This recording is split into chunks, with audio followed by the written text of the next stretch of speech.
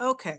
So this is the design that you decided you wanted to work on tonight. And the first thing we're going to do, so this is a PNG, right? So before we can do anything with this design in Silhouette, we have to see if we can trace it down to the vector line art graphic that we can then manipulate.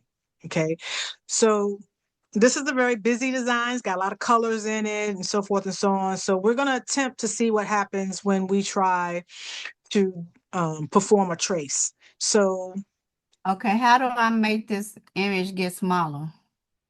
you want to make it smaller. So you can just click on it until you can kind of see that there's a box around a portion of the image, right? And then once you click on it, you'll be able to see where your height and width come up. And then I just reduced mine down to about 9 inches or so. Because And then it's once you like do, extremely big, like I'm trying to get the whole image. yeah, you don't have to click on, you just have to click on the image. And once the box comes up around it, it should open up the height and width tools bar on your in Silhouette. That would then allow you to be able to just go in and change the width. You see how, like when I clicked on mine, Hold on. see if I click off of it, you see that toolbar in the middle between the black at the top and then the middle and then the gray, right? But when I Uh-huh. click on my image, you see how now that middle toolbar changes and now you have your height and your width. Right. So if you Mine is click on not your changing. Mine image, is still gray. you're still gray. So it might, well, sometimes too, it when the image is large, it can take a minute. Oh yeah, I forgot about that part. Yeah, because it's using up a lot of resources. And if we got a lot of other things open up on our screen or running in the background, all of those things can make Silhouette run slow.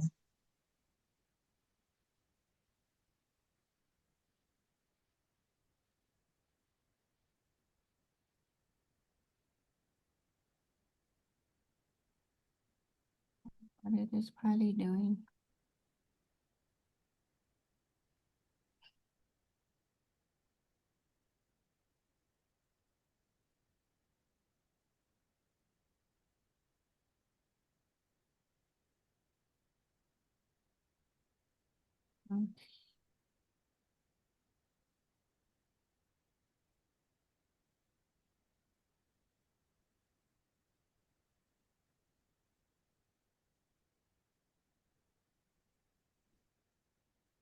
Okay, Not yet?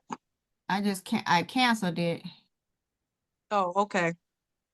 and trying to bring it back up in here.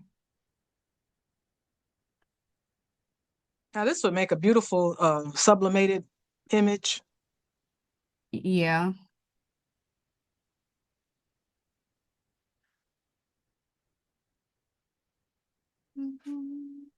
Although, You think we uh, need to do something else? um, no, you should be able. I mean, if I'm able to get the design, I mean, you should be able to get it into Silhouette.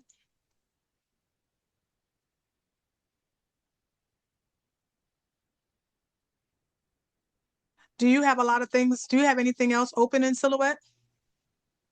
Are you working on any other projects? I don't have anything open, no. No? Okay.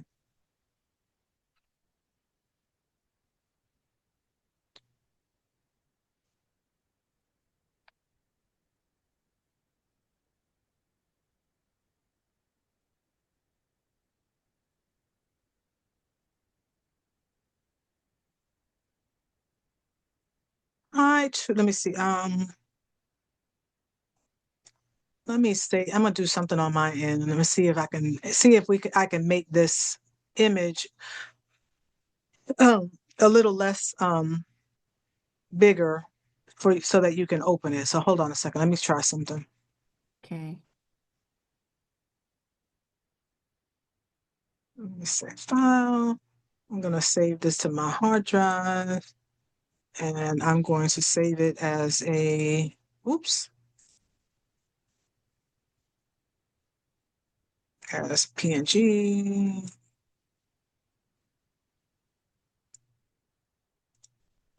And I'm going to say, okay. Oh, wait a minute. No, I don't want to save it as that. I'm going to save it as a different name.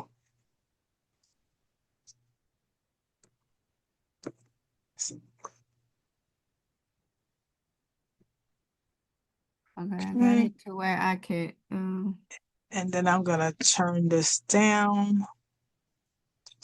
Fine. Choose from background. You say save. Okay, so now I just saved this as a different answer. I'm going to drop it into the chat, and then you see if you're able to open this one a little bit easier.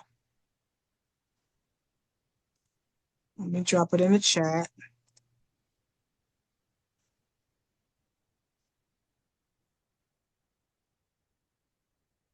Okay.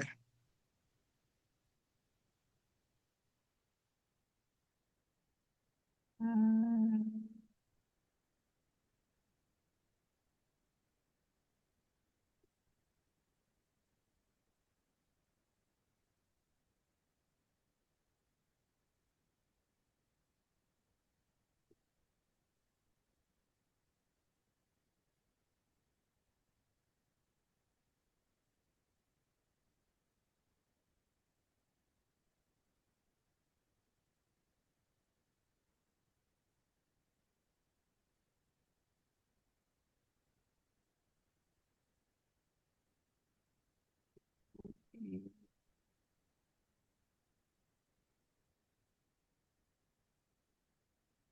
let me see if I can get it. Um,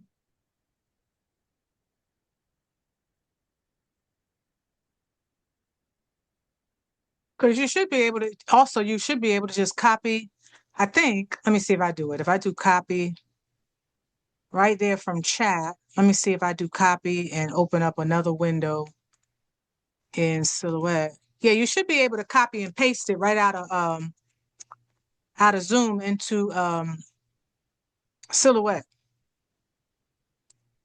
okay, So you could do a, right click, copy paste into Silhouette and see what happens.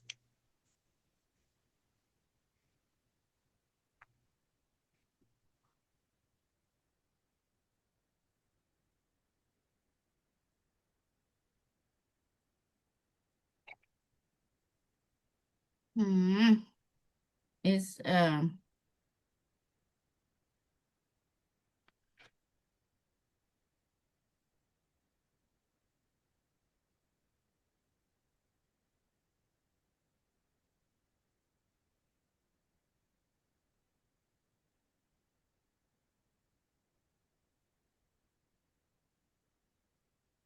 I have I'm working with an Apple, okay? But it's not, Oh, you got an Apple? mm-hmm. Oh Lord, I don't know nothing about no Mac computer. Okay, hopefully, okay. Now let me come on. I got it. Yay! All right. That's why we just can't get paid. We can't get upset. We can't get frustrated. We can't do nothing. We just got to stay the course, be patient, keep working through the process, and eventually it all seems to work itself out. All right. So now that you have it on your screen, I have it on my screen. So we're both working with the same duck, the same thing. All right. So, like I said, this design is very busy, right? And one of the first things we're going to have to see what we can do with it is first we need to see whether or not we can trace it. Okay. Mm-hmm. So right now I have my design on my screen and it is sized about 7 inches in width, 7.334 inches in width, and 7.158 inches in height. So when you click on your image, do you see where your middle where Yeah, I your have mine toolbar comes up? at 7.337 in height, and then in width is 7.528. What you have Okay, well, yours let me at? change. I'm gonna change mine to 7.528 on the width and 7.347 7 point, in uh, height. yeah, but I had moved it, so let me adjust it.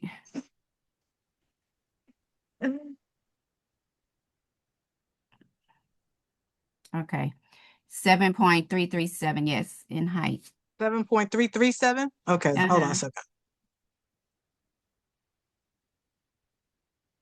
It's right. I mean, you got it right. All right.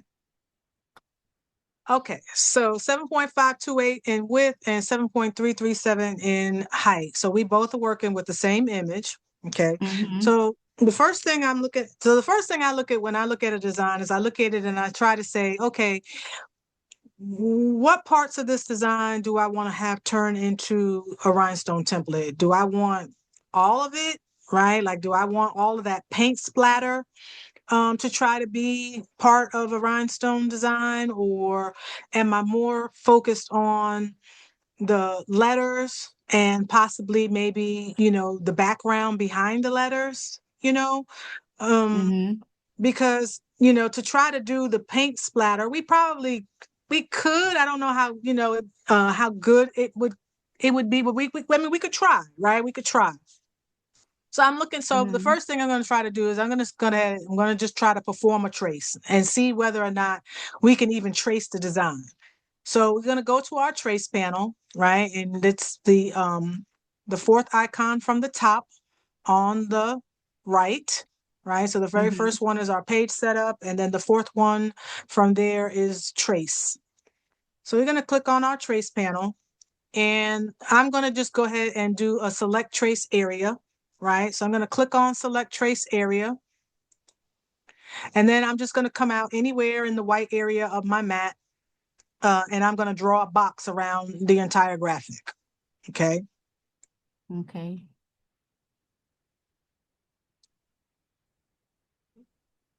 So when we do that, right, it's trying to pick up all of these different elements of the design, and as you can see, that's not it picked up some of it, but it's not that this is not the type of trace that we can use to create our vector graphic. It's not going to do very well. So what we can try to do is we can try to play with the threshold a little bit and see Mm-hmm. if bringing the threshold up or down will help. So I'm going to just go to where it says threshold, and I'm going to put Mm-hmm. my cursor on the that little blue dot, and I'm going to click on it. And then I'm just going to start bringing the threshold. I'm going to see what happens when I bring the threshold down. So I'm going to take the threshold down. Okay. And as I take it down, you can see how it's starting to, like, you see how the graphic is changing, Uh-huh. right? So with it all the way down to 0, if we tried to perform a trace right now, all we would get is that kind of like outline little yellow section around the letters, right? So that's not going to do us any good. So I'm Mm-hmm. going to, instead of using the slider wheel, I'm going to use the up arrow keys, and I'm just going to incrementally just click on I'm going to click on the arrow. And when I click on the arrow just one time, it gave us that black portion of the graphic, right? That piece, that offset that was behind the words we outside. Okay. Uh-huh. But it's still kind of, it's still not good, right? Because you can see where there's like little holes and stuff from the graphic and so forth and so on. So let's just keep playing with the threshold a little bit. We're just going to keep clicking the up arrow and see if we can see how that changes things, right? So I'm clicking it, and now I'm at 15% threshold, and what it's doing is it's picking up the inside parts of the letter, Uh-huh. right? But and the more we do that, you see it starts filling it in. So and just trying to see.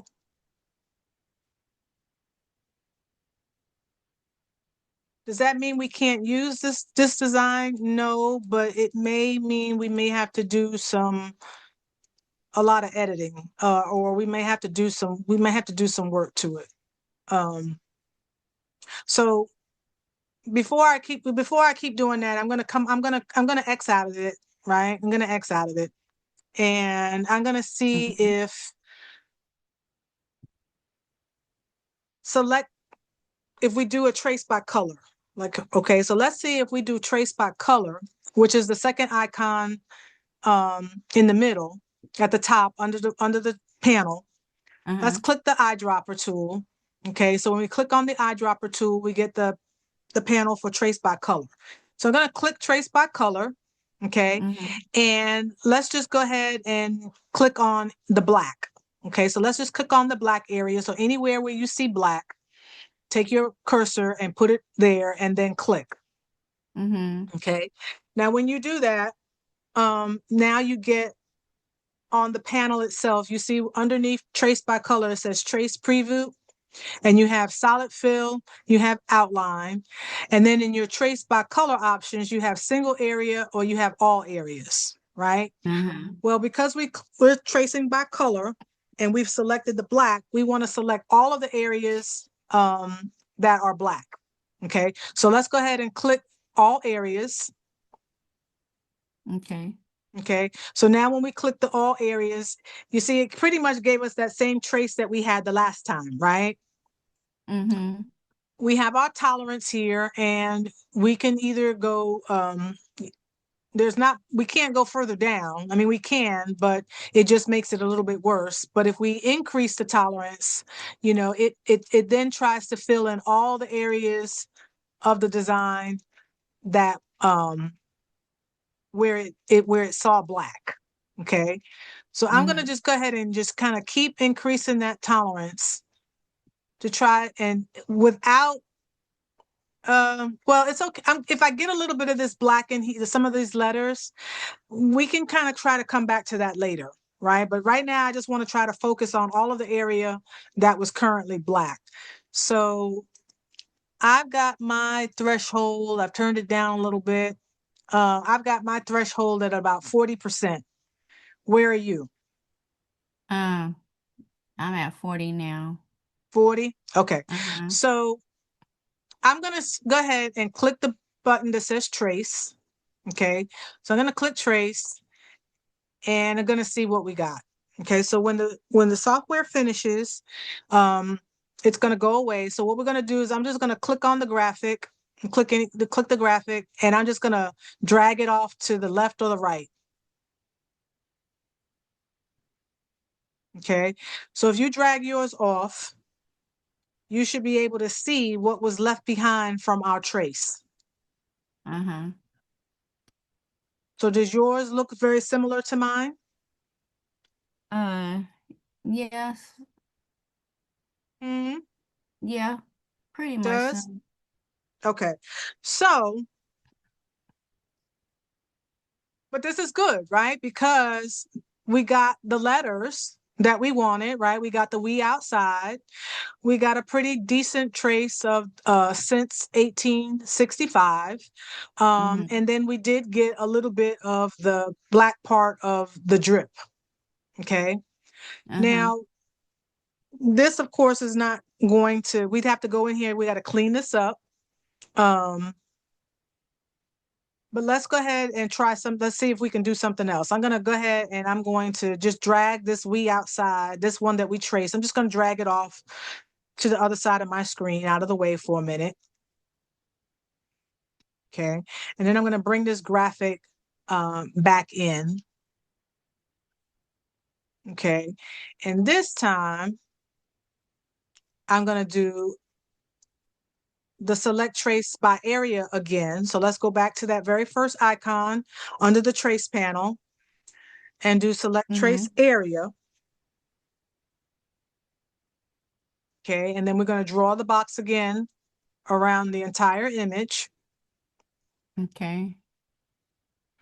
Okay, and this time what I'm going to do is I'm going to turn the threshold up, and I just want to get the outline part of this graphic. So I want to get all of that, like what's behind it, and see if I can grab all of that. Now, if I turn the threshold all the way up to 100,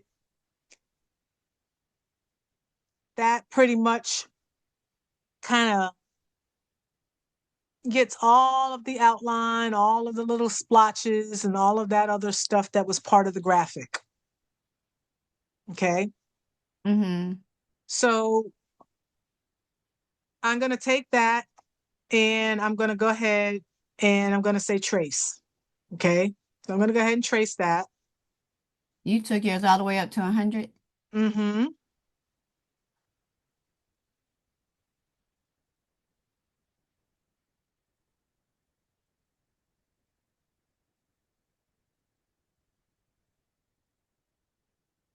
And then after you do that and you click trace, hopefully you're left with something that looks a lot like what I have, which is really just the outline of the outer edges and some of the inside part of that graphic.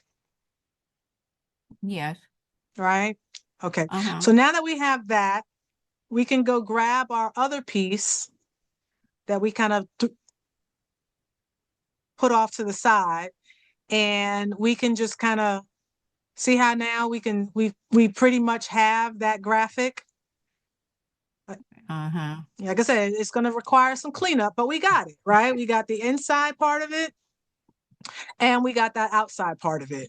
And then we'll figure out what parts. Now we're going to figure out what parts of it we're going to keep and what we're going to get rid of. Okay. Okay. So let's start with let's drag the first part. Let's drag it off. Let's drag it off and just put it off of there off to the side. And now we're just working with that background part that we did, the second trace. Okay. Mm-hmm. Now, when you click on it, right, it's all one image. Okay. Yes. In order for us to get rid of the parts and the pieces of it that we don't want, we have to release the compound path. So with your image clicked, you're going to right click with your mouse and you're going to click release compound path. Okay. And then once you click release compound path, it's going to put a little box around every little piece that is not attached to something else in that graphic.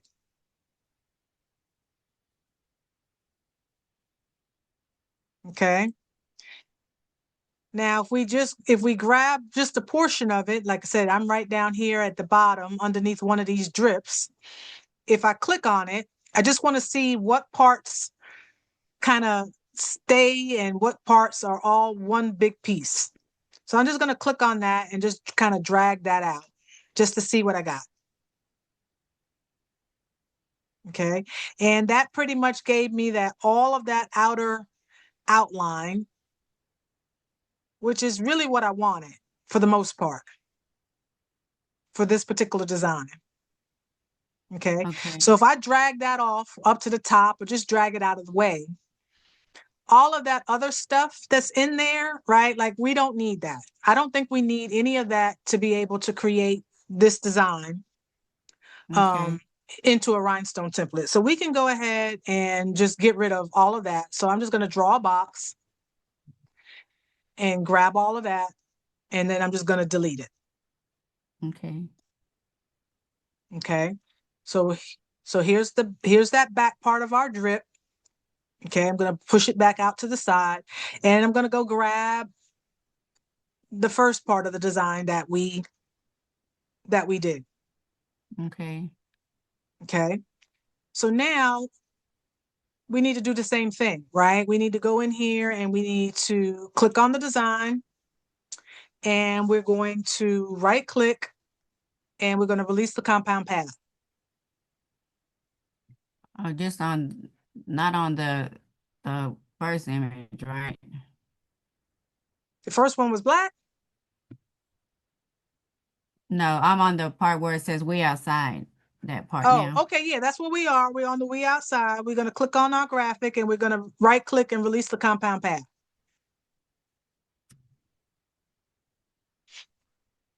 And what I'm most interested in is I want to keep that outer offset, right?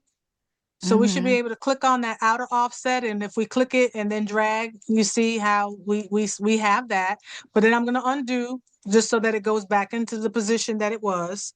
So I know I have that piece, and I want to click on the letters, right? So let's try clicking on. So we have our outer piece selected. Now holding our shift key, right? Mm-hmm. Let's click on the W, and then let's click on the E, and let's click on the O, and then make sure you catch the inside part of the O,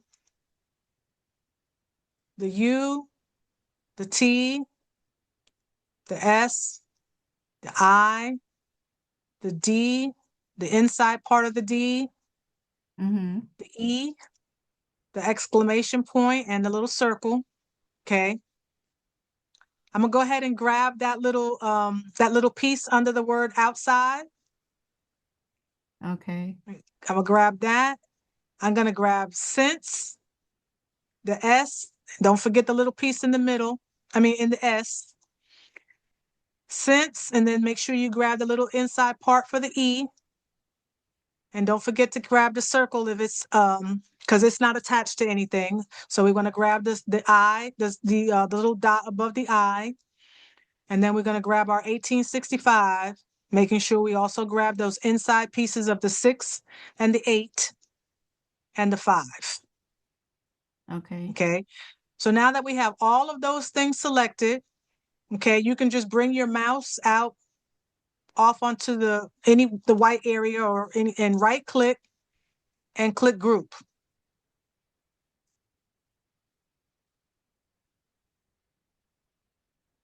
And with all of that grouped together, we can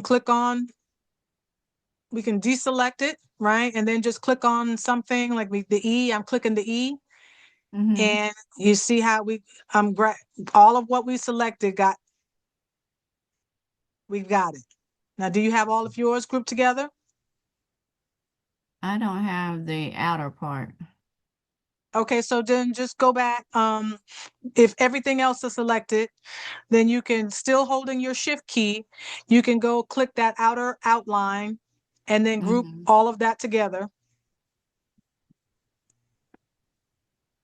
so that it's all one thing, one piece.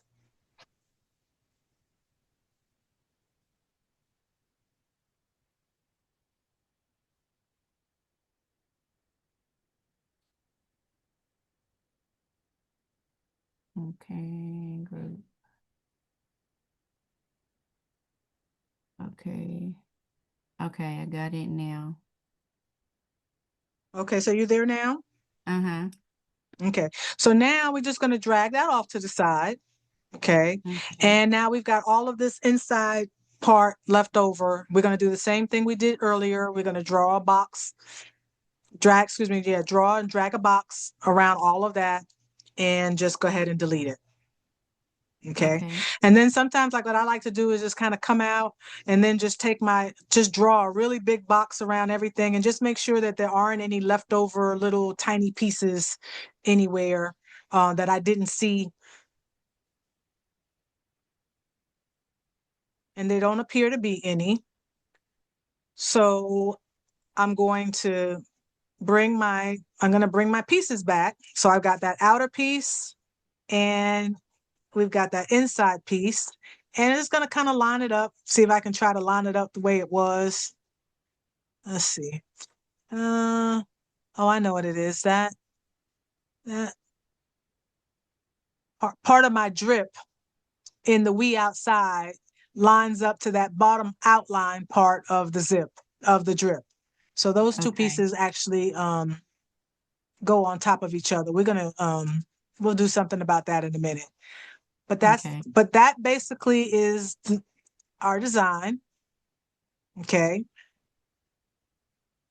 And once you've got yours kind of just grouped all back together, then I'm going to what I'm going to do is, you want it to be a full size for a full size shirt, right? Yes. Okay. So I'm going to drag a box. Again, I'm just going to drag a box so that I select both parts so that I size them the same at the same time. And I'm just going to go to one of the corners and holding the shift key, because they say if you hold the shift key, that keeps everything in proportion. I'm going to drag from the corner and I'm just going to drag it out. And let's go ahead and make it about 10 inches. I'm at 10.203 in width.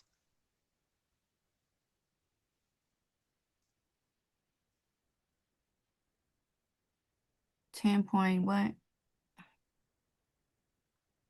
Mm-hmm. 203? I can't hear you. You're at 10.203? Yeah, I'm at 10.203 in width, and my height came in at 9.837.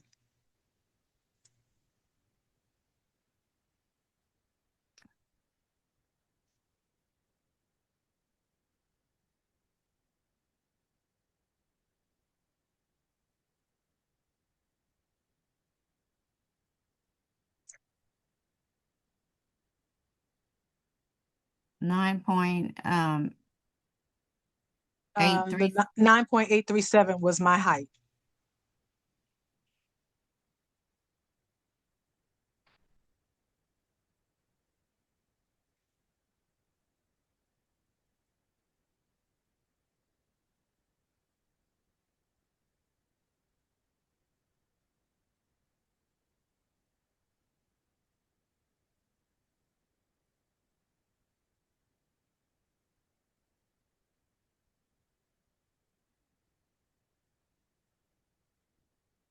I'm getting mine at 10.201. Can Mm-hmm. I said I'm getting mine at 10.201 and 9.839. Okay, that's fine. Okay. That's pretty much the same. So now that we both have our design, we're both at the same height and width. Okay, so I'm looking at this now. So the first thing I always like to do, right? I always tell you, I like to go to the rhinestone panel, right? So we're going to go to the rhinestone panel over here on the right. And for me, it's the 5th icon from the bottom. And I'm going to click on it. And the first thing I'm going to do is just turn on one of the rhinestone effects, which is I'm just going to turn on the edge fill.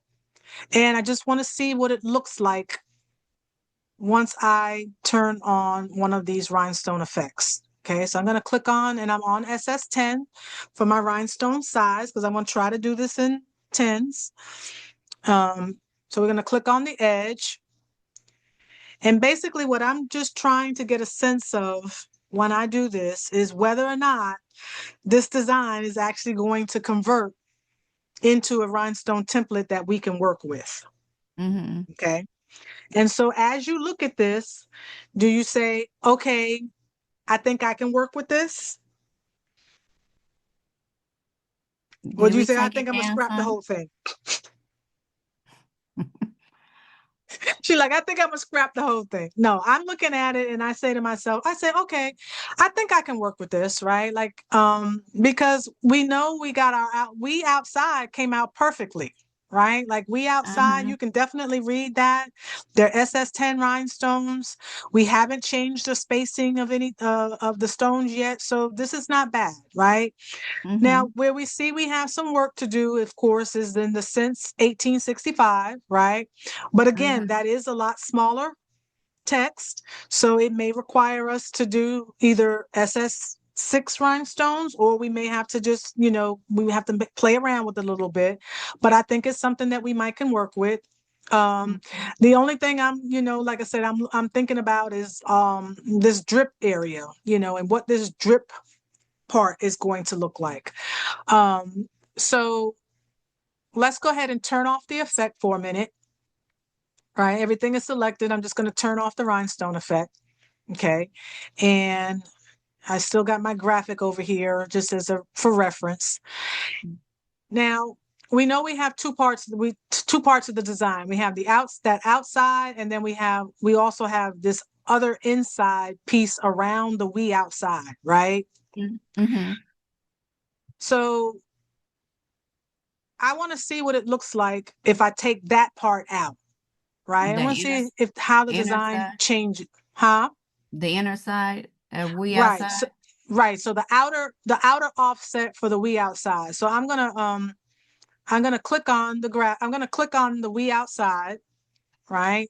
And then I'm Mm-hmm. just gonna go ahead and I'm going to ungroup it. Okay. So of course, once we ungroup it, it ungroups everything that we did earlier. But I want to get rid of this outer piece right here. Okay. So Okay. I'm gonna move that out of the way.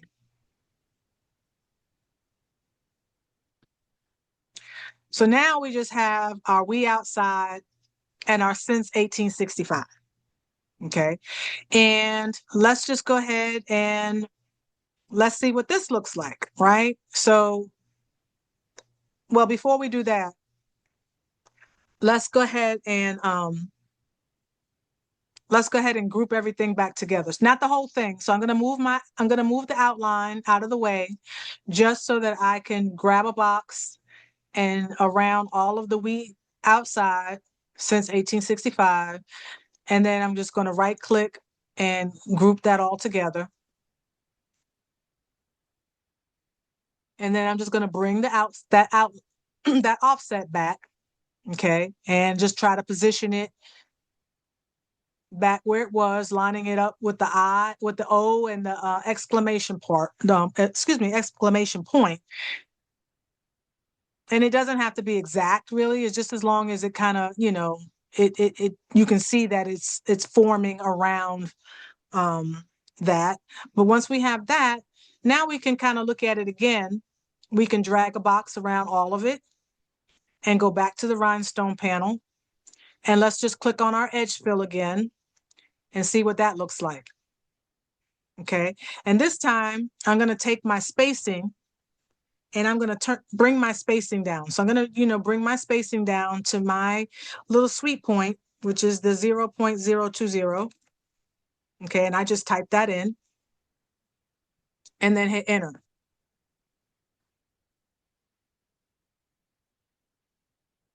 Okay.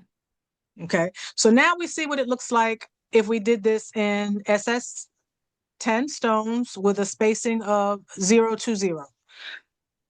Just for argument's sake, right? Let's go ahead and Mhm. see what it looks like if we turn the stones into sixes, right? Because I mean, I know what's going to happen when we turn it into sixes, right? We're going to get a much more defined looking design, right? So let's just go ahead and look at it. Okay. So you see how the since 1865 is starting to come together a little bit better, Mm-hmm. right? So we know that if we do that in sixes, it's going to look a lot better than it does if we did it in tens. But let's go ahead also too, and let's just see what it looks like. Well, we don't want to do that just yet, but I mean, if you wanted to, you could just click on the linear fill and just kind of, see what happens. Of course, it's going to fill in that back part um, all with stones. Okay. And Mm-hmm. then, of course, it turned the we outside, uh, which actually doesn't look too bad if what we would do, I would go back. If I use let's go back. I'm gonna use my undo. I'm gonna undo that. Okay. And I'm gonna move, that back offset or that back layer. I'm just gonna move it Mm-hmm. out of the way for a minute. And I'm just gonna drag a box around the we outside. And I'm gonna right click and I'm going to make that into a compound path. And the reason I want to make it into a compound path for the moment is because I want the O in outside and I want the D, and the little circles inside of the words to be cut out so that when we turn on the rhinestone effect, we can see exactly what that looks like. Okay, so that's what the we outside looks like if we use the linear fill. Okay. And then we can go ahead and we can look at it under the radial fill, which is the one right next to it, and see how that looks. Okay. So it looks like either, I mean, there's still some work that we can do. We can still kind of decide which way we want to go with this. But I think this is something that I would work with this. I definitely could work with this design. Um, And that's still on a 6, right? yeah, right now we're in sixes. Let's just see what happens if we turn it to tens. So I'm gonna click on the whole thing. I'm gonna drag a box and click on and then see what it looks like when we turn it in. We use tens. So with tens, right, we lose a little bit of the definition. It makes it a little bit harder to read. If we scaled it up and we made it bigger, right, it would probably fill in some more. Okay, so let's just see. I'll do it on my end real quick. If I scale this out and make it 11, 11 inches wide, right? I mean, that looks a little bit better. I mean, we can see we outside. Um, uh-oh, what did that do? Oh, that took my spacing down to 0, 0. Let me fix that. I took it down to 0 stone size, no stone size. Okay, so there's sixes, and then here were tens. Okay. So which ones do you want to do? You want to do sixes or you want to do tens? What you got? What you had yours at 11 point what? Your Well, don't dimension? worry about mine. Don't worry about mine. We're gonna go back to yours. But what size do you want to work in? Do you want to work in sixes or you want to work in tens? Um, we could work in some 6s. You want to do sixes? Mm-hmm. Okay. You have 6 stones? Uh-huh. Okay. All right. So let's go ahead and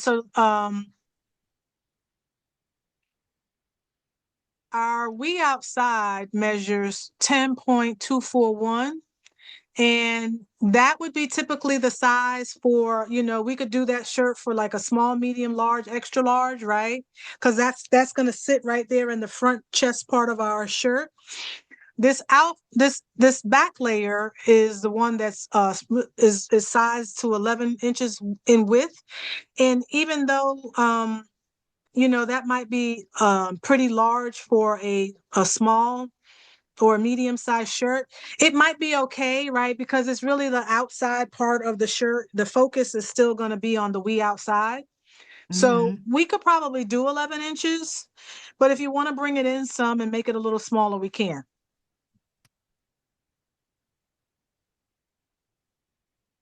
Um, ah, Folk keep telling me I need to stop being afraid of doing larger designs, like, full shirt. I mean, a lot of people are doing it more. The only reason I don't sometimes do the larger designs is because a lot of my templates, I'm selling them, right? And uh-huh. because I'm selling them and people are using their Cricut machines to cut, Cricut has its limitation. When you bring something in and it is more than 11.5 inches in width, it'll tell you that it's too big. So I Right. typically try to stay, within the threshold for the folk that are, Cricut users. But even at this is only 11.034 inches in width and 10.639 inches in height. And so this is still doable. Is that just your outer side? That's not the Yeah, but inside, right? no, the inside, so the inside piece right now measures 10.241 inches in width and 7.097 inches in height.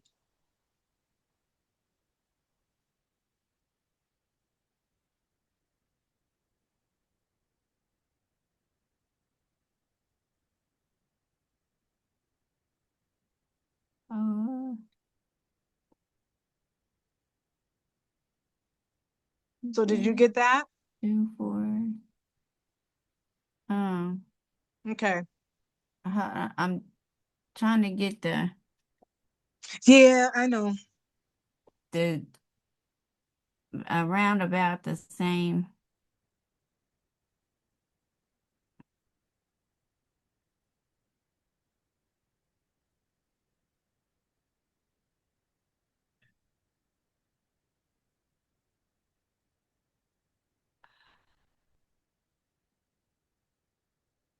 Okay, I got it down to and height is 7.123 and then 10.248. Okay. Should I So try bringing it? turn your lock off where your height and your width are. Just turn the lock, click on the lock so that it's unlocked. Okay. Okay, and then go into your width and type in your 10.241 and then type in your height. 10.241. Yeah, 10.241. And then for height, type in 7.097.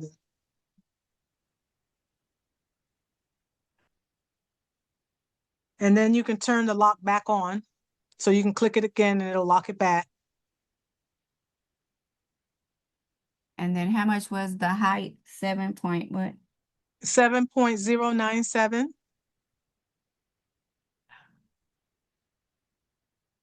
Oh, Okay. 7.097. Uh-huh.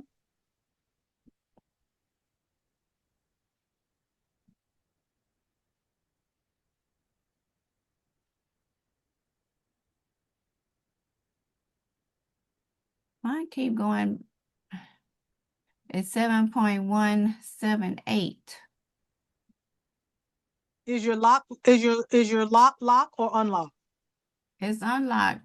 7.097. And then enter. Okay, and then my other one is 10.248. 241. 241.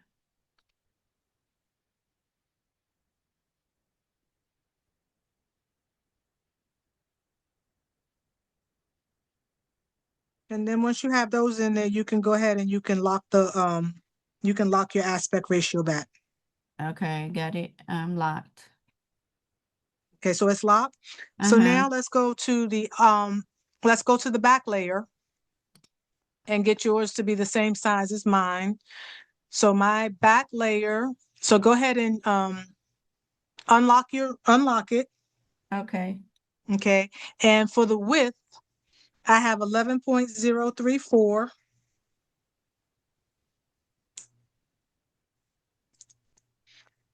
And for the height, I have 10.639. 639. Mm-hmm.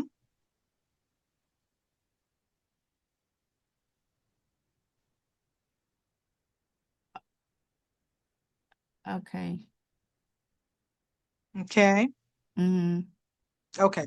So now I'm looking at this and I say, okay, uh, I'm really liking what I see in our image, right? So in our graphic with the we outside, right? Like Mm-hmm. how it's filled in, like the back part of it is filled in, right? Like with color, the black. So maybe I want my design to look like that, right? Like I want because right now, if we click on the back layer, right? If we click on the back layer and we go to the rhinestone panel and we turn on, the radial fill effect, what happens is it all gets filled in, or actually, right? But we can't leave that like that because how we gonna stone that, right? How we gonna cut that? Mm-hmm. But I think I like that effect, right? Where you can, so if we could get the we outside part, the back part of this would fill in and it would Uh-huh. look a lot like that drip pattern from our original graphic, right? Right. Okay. So so then you say, okay, so let's go back. So I'm going to go and I'm going to do undo.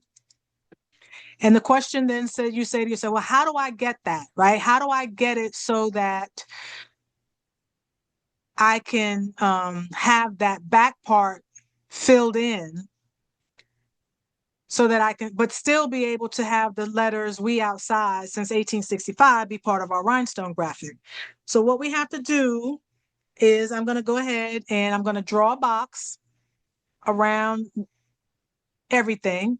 Okay. And I'm going to go ahead and I'm going to turn off the rhinestone effect. Okay. I'm going to turn it off so that we can see. And to help this out, so that you can see this, I'm going to we're going to turn this back layer, and let's just go ahead and turn this black layer. Let's turn it black for the moment. Let's just turn it. Well, let's not turn it black right the minute. Let's turn it a lighter color. Let's just turn it gray, and you can. And then, if yours did like mine, okay. So now that the gray is sitting on top, all you have to do while it's selected is just right click with your mouse and then send it to the back. Okay, because what happened was it made that layer come to the front, but I want to go ahead and send it back to the back so that I can see the "We Outside." Okay, Okay. and which part do I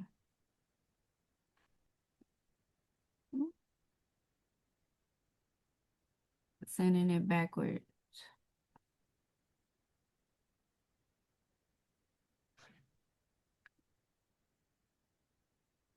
Is that under modify?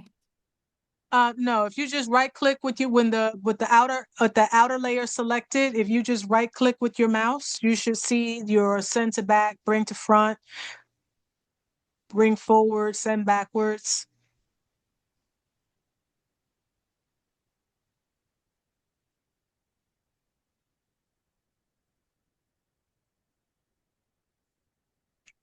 You, I'm trying to see how mine does it because it's not. if not, I think if you go to if you when you click on it, if you're on that layer, if you go to where is it? If you go to object at the very top of your toolbar, at the very top of your screen, you see object. If you click arrange or you hover over arrange, you can see your bring to front, send to back. Okay. Okay. So we want to send that to the back so that we can now see the "We Outside." Okay. Okay. So what I want to do is, since "We Outside" right now is all one thing, it's all selected, I'm going to move it down a little bit. I'm going to just going to move it down just a little bit from where it was. The "We Outside." Uh-huh.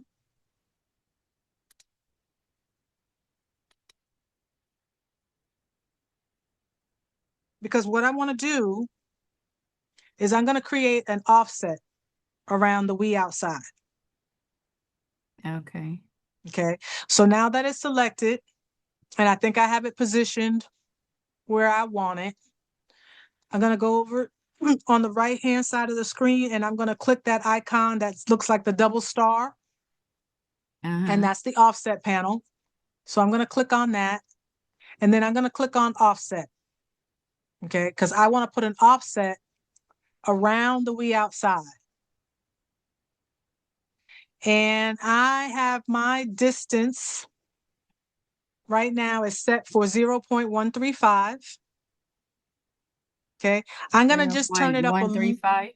Yeah, mine is currently at 0.135. Yours is probably whatever the last time you worked on something is it usually just defaults to whatever you worked on last.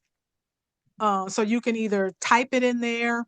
You definitely have to type it in there or you can use your arrow keys, but I'm going to bring my offset up just a little bit higher than that. I'm going to bring my distance to up to about 1.150.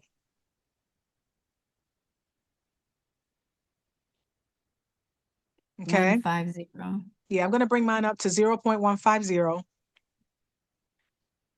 And then I'm going to, from there, if you click on anything else, it'll automatically like save that, save that offset. Okay. So if I just go, or you can click apply.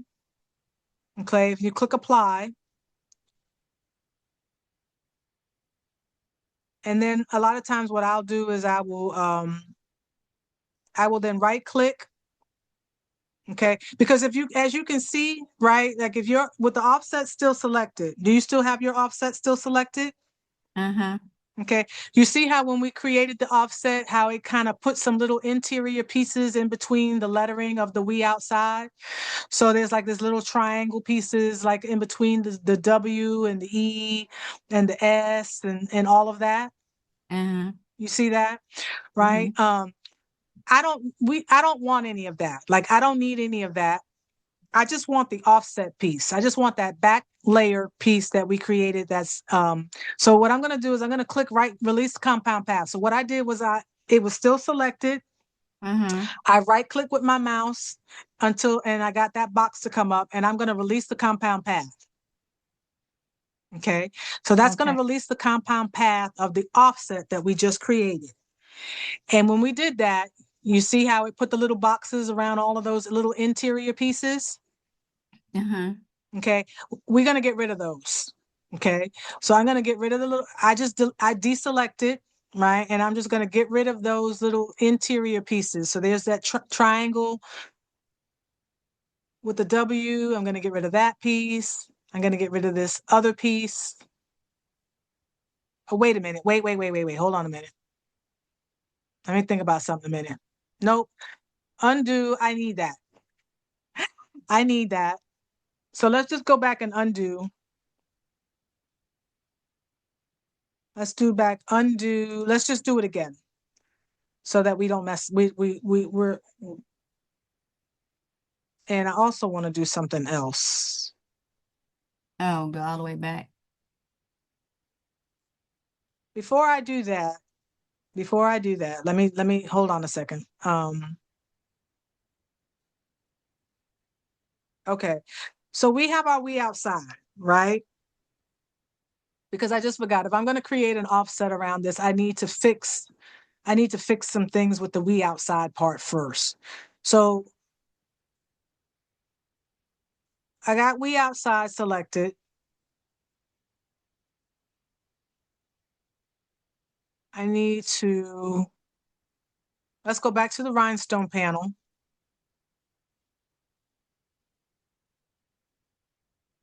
And I'm just going to do let me see.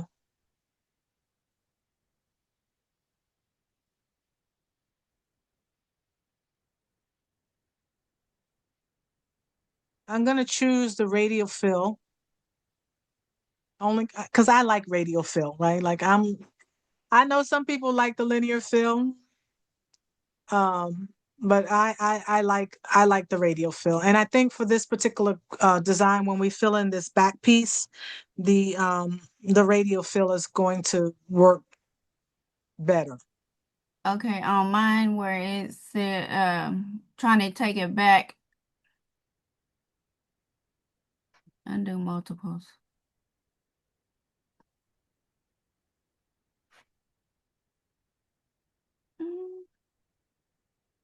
It's not letting me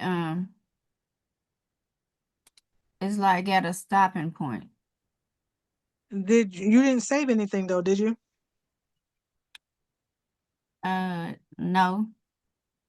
Okay, because typically, I mean, as long as you haven't saved anything, it should allow you to keep going back all the way back to the very beginning if you wanted to. Just when my apply, when I did the offset, I did hit apply. Yeah, but even that shouldn't matter. Right now, let me Let me stop sharing my screen for a minute just so you can share your screen. I can see where you're at.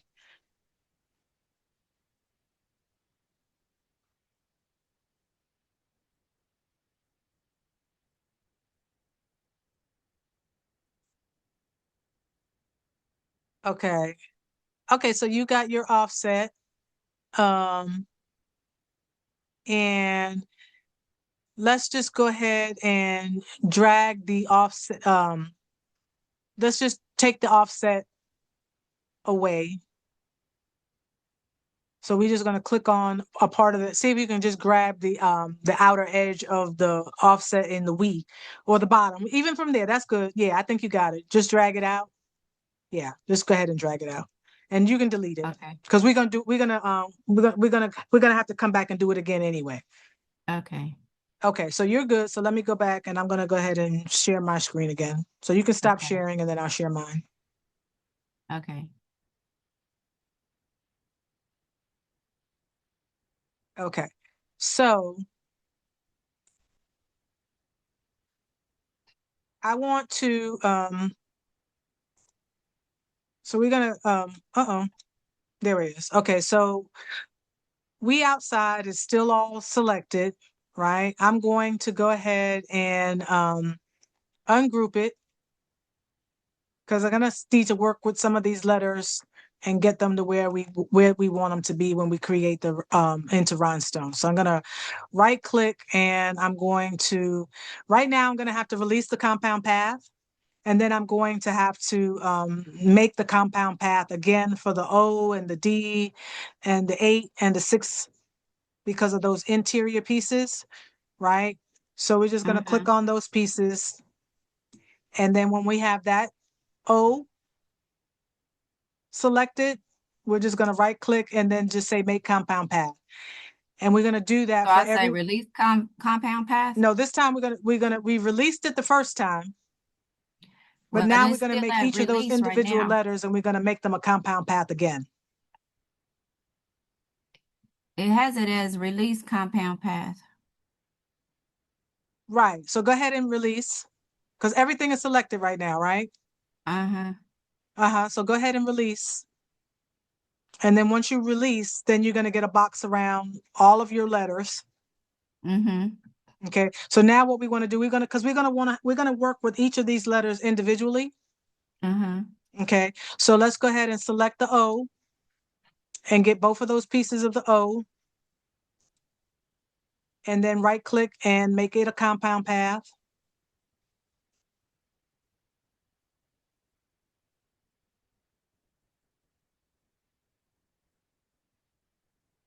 And then we'll do the same thing for the D.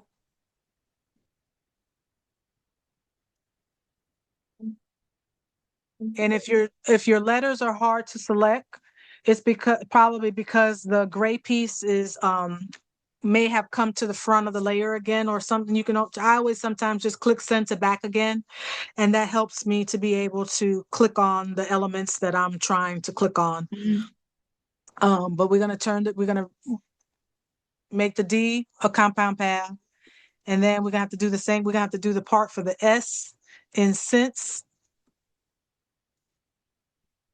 and make Okay, that so a I need comp to, it's give me that box around it first. So I need to send it back to the back. the gray part. Yes. Yeah, you can try sending it to the back and see at that point if it then makes it easier to select the letters. Yeah. Yeah. Okay. So And you then when you said do do sense, the oh make it a compound path, right? yeah. And sometimes you could move it out of the way, but I didn't want to have to I wanted to, so I got my 8. And you said the D, right? Yep, the D.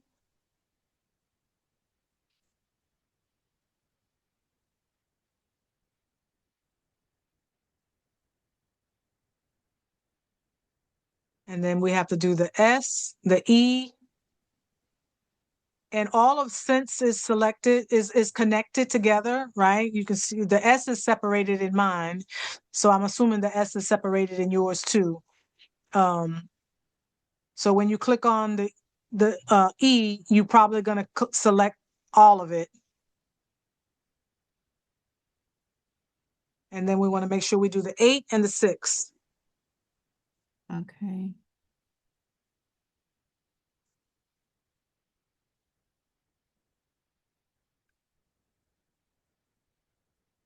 I'm still having to keep this back layer.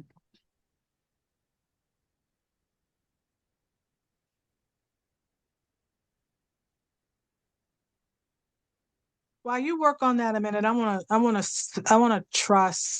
see something for a minute. So even don't worry about what I'm doing on my screen right the minute.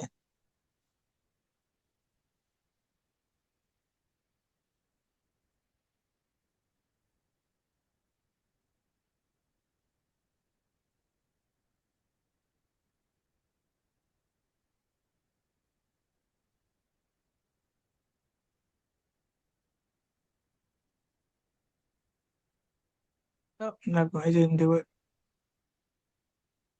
Okay, this is not. And if it gets too much of if it gets too hectic, you can always move the gray piece out of the way so that and then bring it back, you know.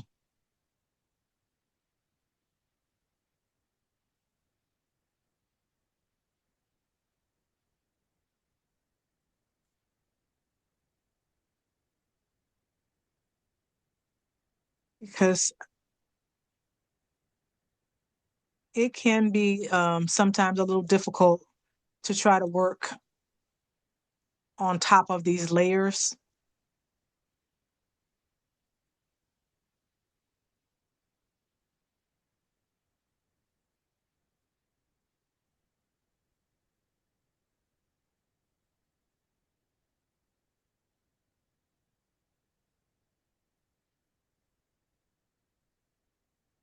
Yeah, I'm gonna have to.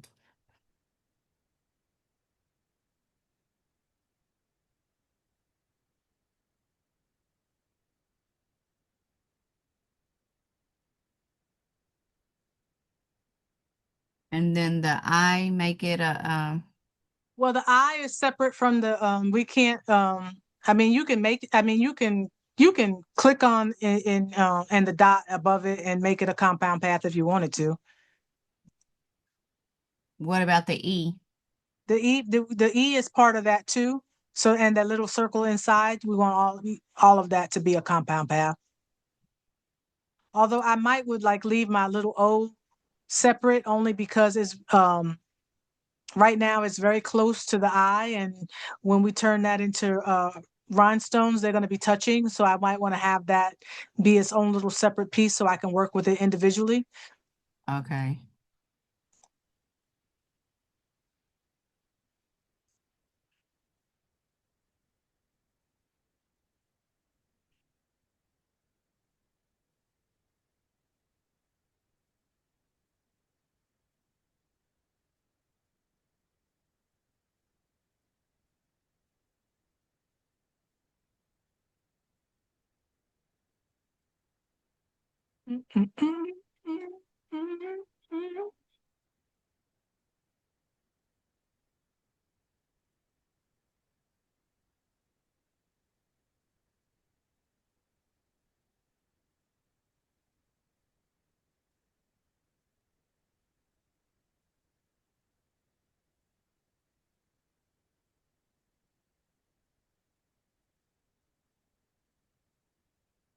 Okay. Okay, so you think you got everything all situated? Mm-hmm. Okay, so I'm going to let's see. I'm going to go to the rhinestone panel, and I'm going to let's start with the W, right? So I'm going to click on my W. And the reason I'm trying to do this on top of the gray is just so that I can see how things where things kind of line up and such. Because I don't necessarily want to make my offset any bigger. Although I guess we could, but for now, we'll just see how this works. So I got my W selected, and I think that I'm going to want to do this using the radial fill. Okay. So I'm going to go ahead and click on the radial fill for the W, and I want to see what it looks like, right? And I'm going to zoom that in just a little bit on my screen, just so that hopefully it's a little bit easier for you to see on your screen. So there's my W, and then I'm going to click on my E, and I'm just going to looking at it to make sure that there's enough space right now between the W and the E, right? And there is, but I think I'm going to go ahead and move this E over just a little bit, just to make sure that there's enough room. Okay. And then I'm going to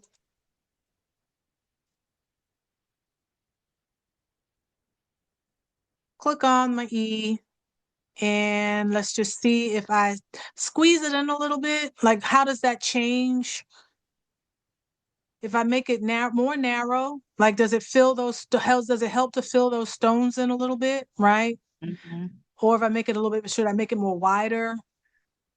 Maybe making it, and we've got room, right? We've got room within the design to work.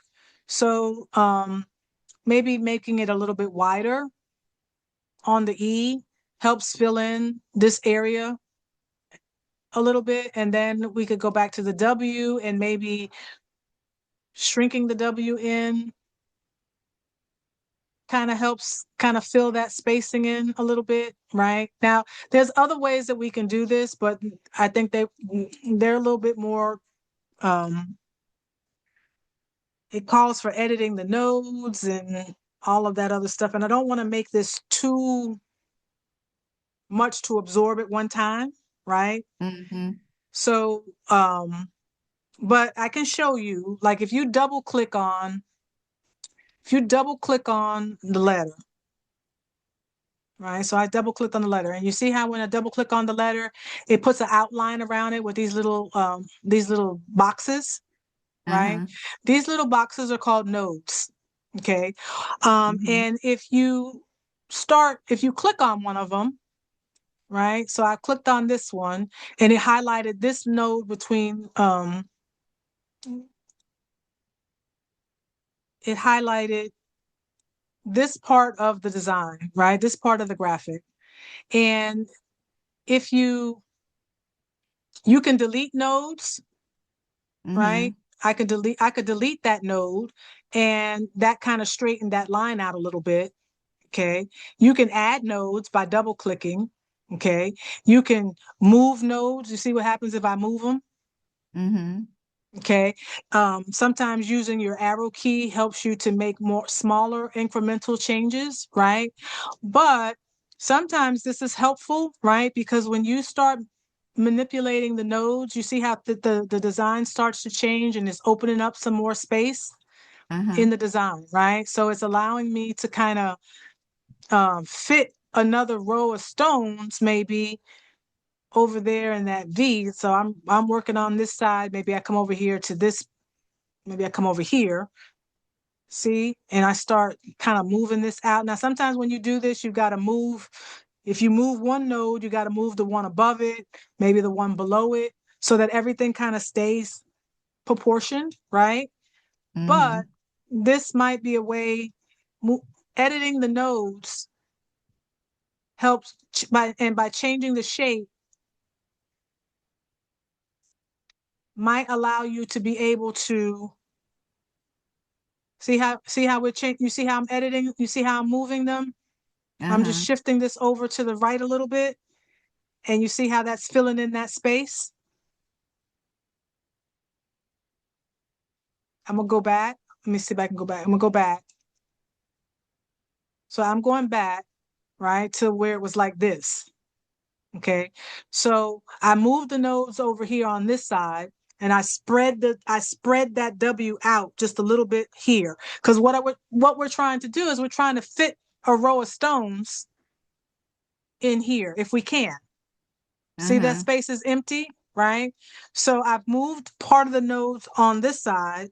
Now, if I come over here on the other side of this and I click on a node, right, it opens up this section of the W. And if I use my arrow key, see what happens when I use my arrow key and I move it over to the right? You see how it's moving that line over? So as it Uh-huh. moved that line over, I come down here because I moved this one. I'm going to come down here and move this node. And you see what happens as I move the nodes? Yeah, they shift. It's filling in, it's filling in that space.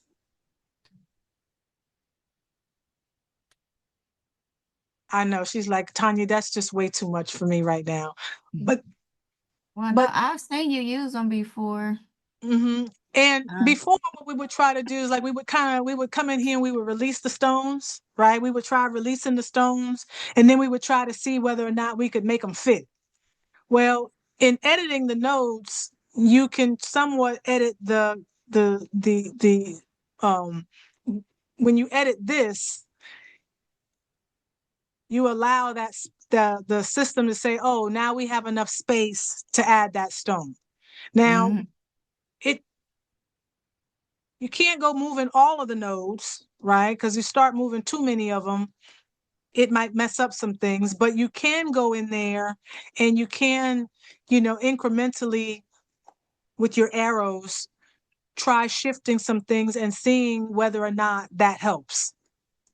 Right. Okay. You see, this is trying to changes the angle a little bit. Um, And I've been doing this in a lot of my designs that I've been doing of late, and it's really been helping. I haven't yet figured out everything about the nodes, so that's why I Uh-huh. kind of not talk about them a whole lot just yet. So I'm still playing around with them, but Uh-huh. editing the nodes does help to change the shape of the graphic that then allows you to be able to do some other things with it to make your design look better. Okay. Um, but like I said, if you if you do too much to it, you can mess it up. Okay. So sometimes I might edit the nodes just a little bit, and then after I release the stones, I may still go in and add stones where I think I can add them. But then I don't have to do as much editing. Okay. So here's this one, right? So I'm just gonna come off of it. So now we can see what our W, it looks a lot better than it did before. Um, and here's our E. I'm gonna zoom out a little bit and make sure I'm gonna just bring that back together in spacing wise. Why does that now want to not like, hold on a second. Okay, there we go. So I'm gonna bring my W back over and bring my E back over. Okay, so now my W and my E are pretty much where I think I want them to be. Okay. Um, Mm-hmm.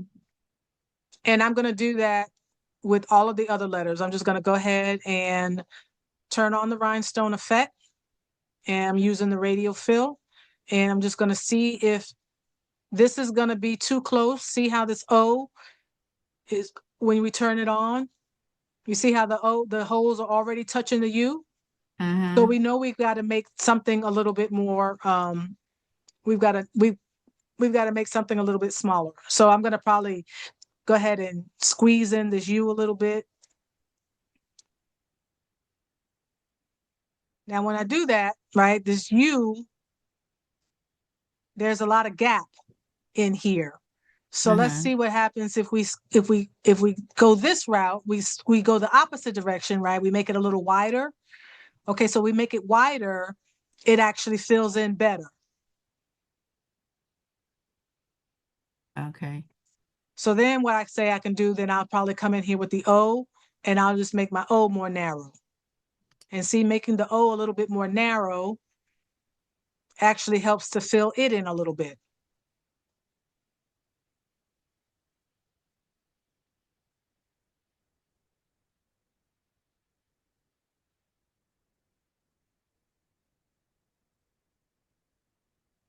And if we wanted, well, I'm not gonna go. So we got I did an O, where are you? Did you get your U yet? Um, what'd you do with your O? I took my O and I squeezed it in. So because I made the U wider, I came into the O and I made it more narrow. Okay.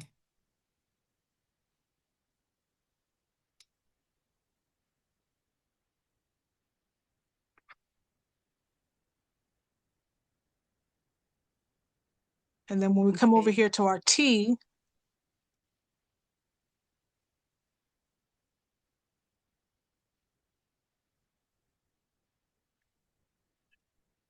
and turn on the radial fill. The T is going to have to probably come in a little bit. Let's see. We may have to do a little bit. Let me see. Let me see. I'll click on my S. See what my S looks like.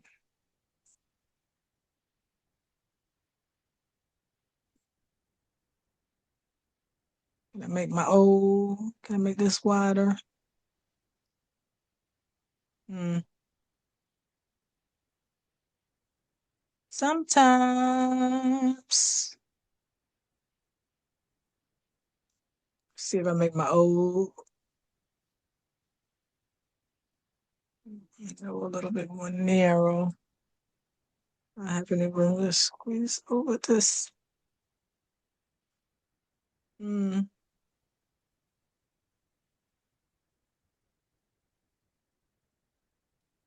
All right, let's see.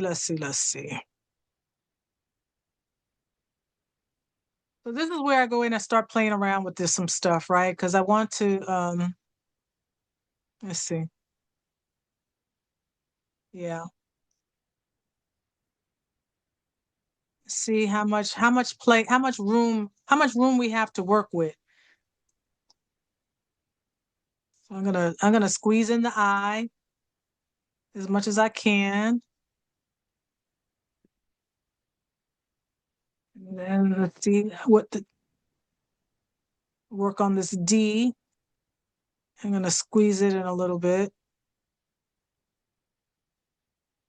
And see, this is where I probably will come in and I probably will start messing with the nose a little bit because I need to try to um see if we can even out some of the spacing a little bit.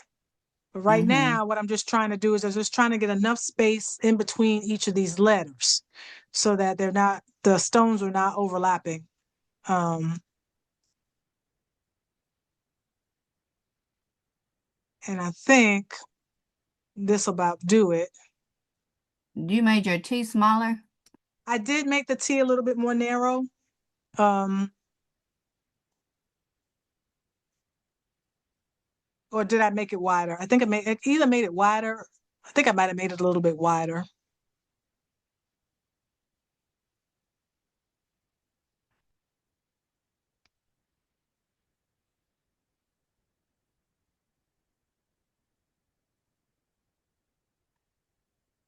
Right now, I think I might leave it like that.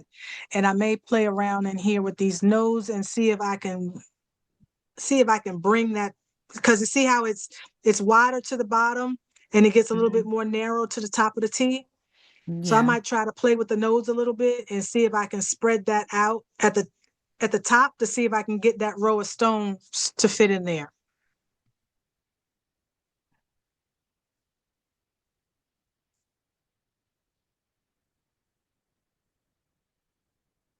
So we do this O. Okay, so there's we outside. Okay, so here we are. Where are you? I'm at the trying to give me some room for the eye. Or Okay. so I can I squeezed the eye in pretty, pretty good.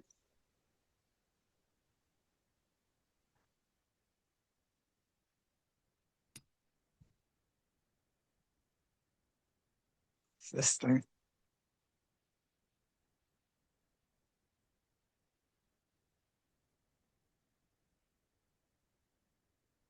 okay, but I still need some room. Um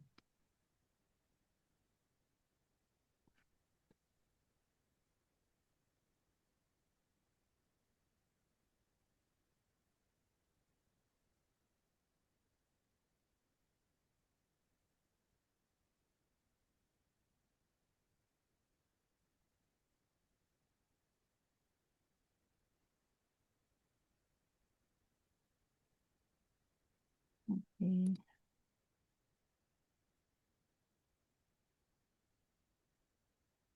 Mm.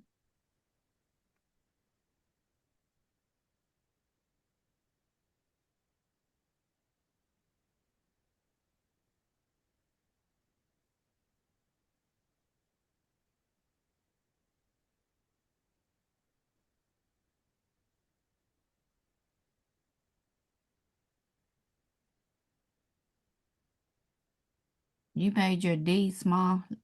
You brought it I in. think I did squeeze in my D. I made it more narrow.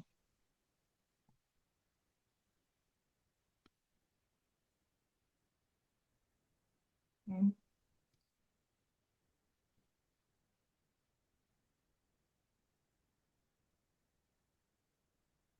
And, and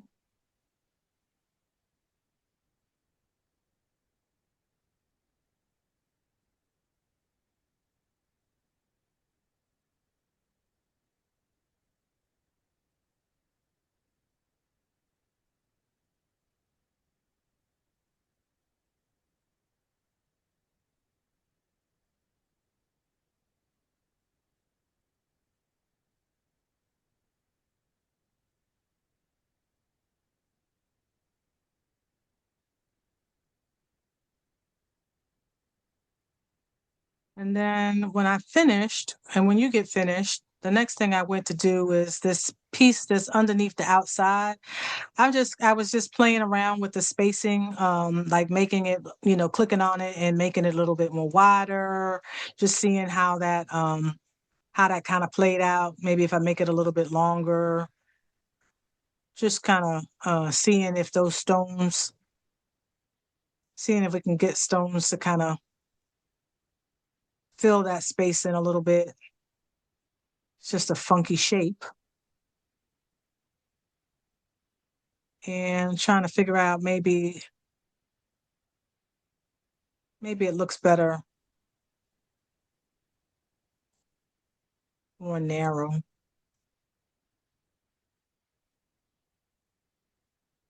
Oh, the line.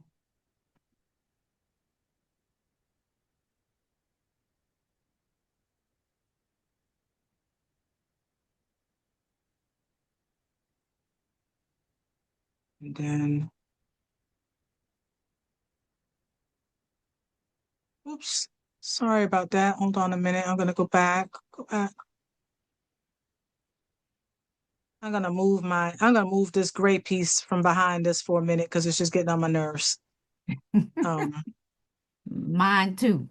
yeah, because I wanna grab all of the since 1865 for the moment, and I wanna group it all together because I wanna and then I'm just gonna bring this back because I think we can move it down a little bit, right? We have some space. So I just want to bring it down, not too far, just a little bit away from where it was, and see if we can even maybe make it a little bit bigger, because that's going to help us, and maybe stretch it out a little bit more, because that's just going to help us make it SS10, right? And it look more legible. And I can kind of test. Well, actually, we're still going to be doing sixes. I'm sorry, we're doing sixes, um, but that helps a little bit. To bring it down some.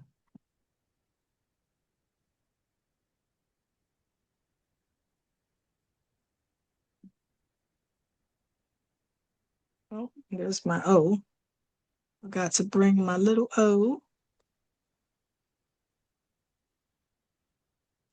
and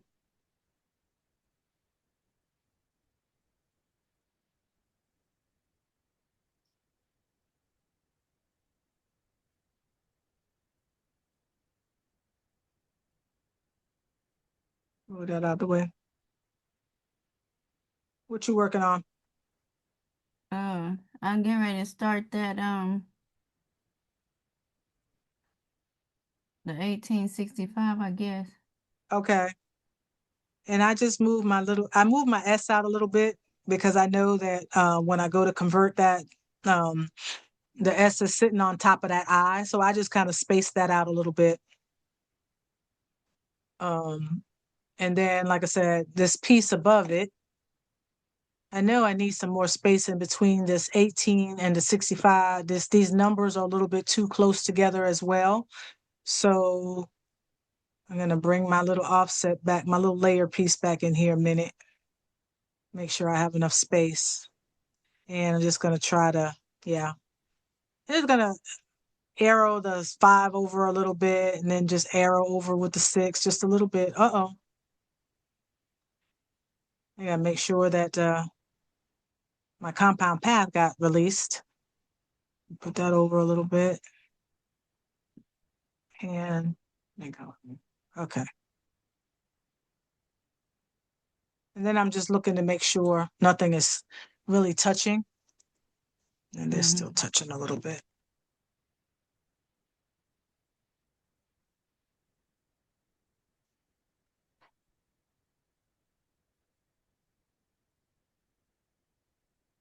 Okay. We're still outside.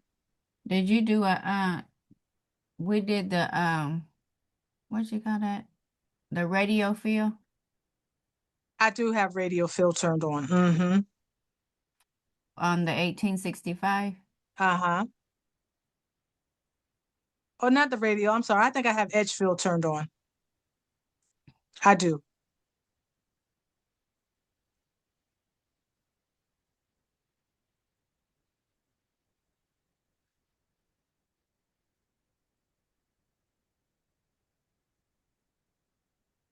Okay.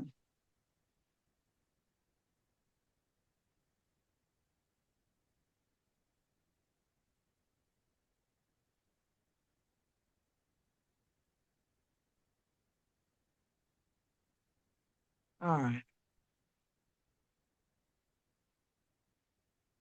So now, once you're finished making your spacing and your I'm gonna shift that over. I'm gonna rotate that a little bit. Oh, see, I still don't have enough space between this S and this I. Okay, I do now. And then this, let's make sure, let's see what that looks like. Okay. Not that the O matters. Hold on a second. And then do I have any more? If I do this, I'm just trying to see this piece is funky.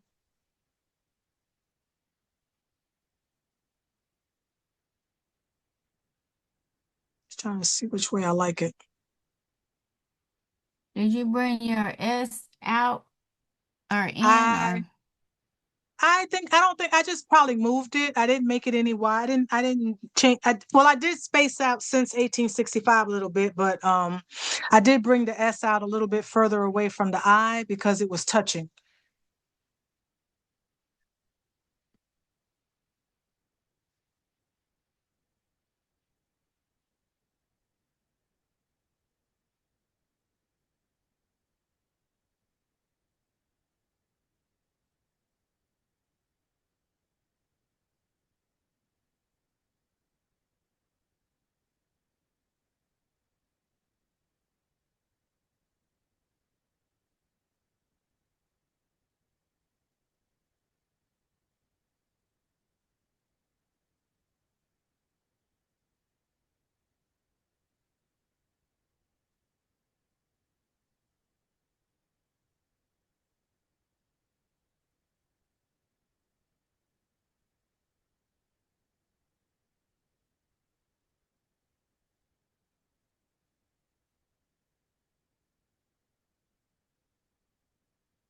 And I'm probably gonna now my that I got my scents look distorted like it's I got it too big or something. I gotta move this gray piece out the way. well, let's see. So my sense if I just highlight my cents, it is, well, it's 2.917 inches in width and 1.166 inches in height. Although I'm probably getting ready to change this a little bit. I'm trying to see if I make this more narrow. I mean, if I make this shrink this in a little bit, I think that makes it harder to read. I think I just put it back the way it was. What did I say? What did I say? 166? No. Let me go back and undo. 2.9 something. Yeah, hold on a second. So my cents was 2.917 inches in width and 1.166 inches in height. And I know I'm going to have to come in here and 1.1. manually move some stones. So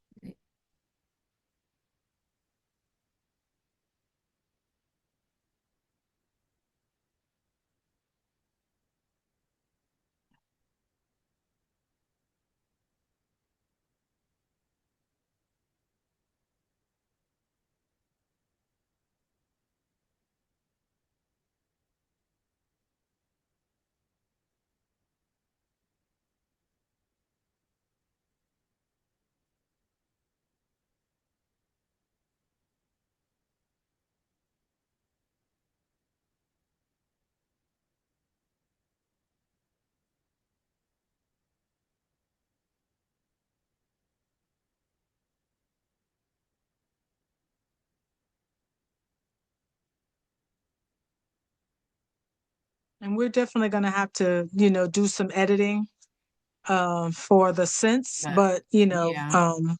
yeah, Did you make your 1865 bigger?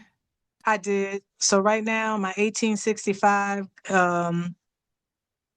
is 3.025 inches in width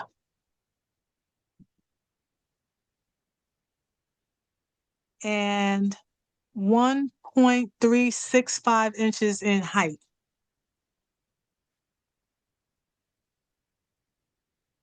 How much in height you said? What'd you say? How much in height you said? 1.365. 1.365.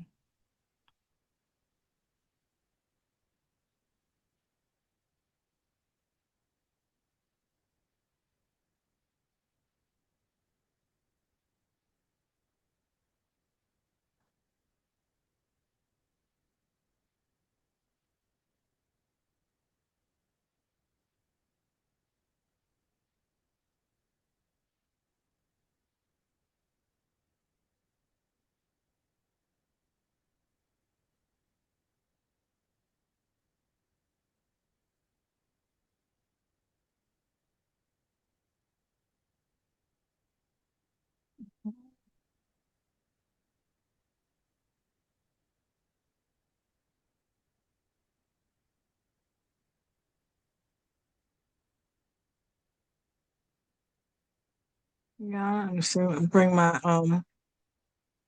bring this back over here and see. I probably need to bring this up a little bit. I'm gonna bring that back up underneath that line.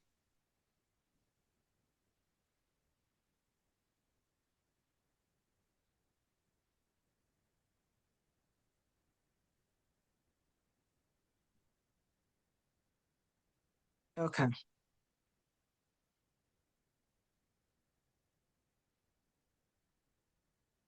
Yeah, mine or two.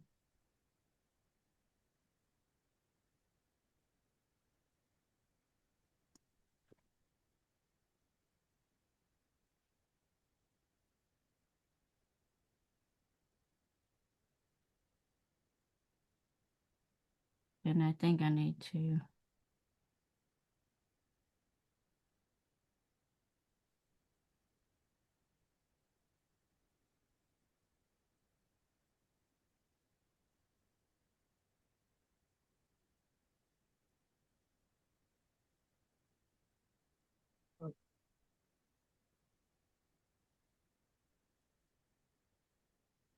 Okay. Okay, you there? I am. You think so? Okay. Mm-hmm. All right. So now that we've done this and we've gotten our letters pretty much the way we want them, and I think we've got everything positioned the way we want it. And I'm gonna probably make this, I made this a little bit longer. I'm gonna make this back a little bit shorter again. So now that we've done that, right? Now we can make that offset, right? Because we want we need the offset to be right before the lettering to be right before we create the offset. So I think we're good now. So now I'm just going to go ahead and we can make this real simple. We can do one or two things, right? We can select all of the individual letters and try to, select them and group it all together. Or we can just move this gray piece out of the way again and then just drag a box around everything and right click and do group. Okay. Bring our gray piece back.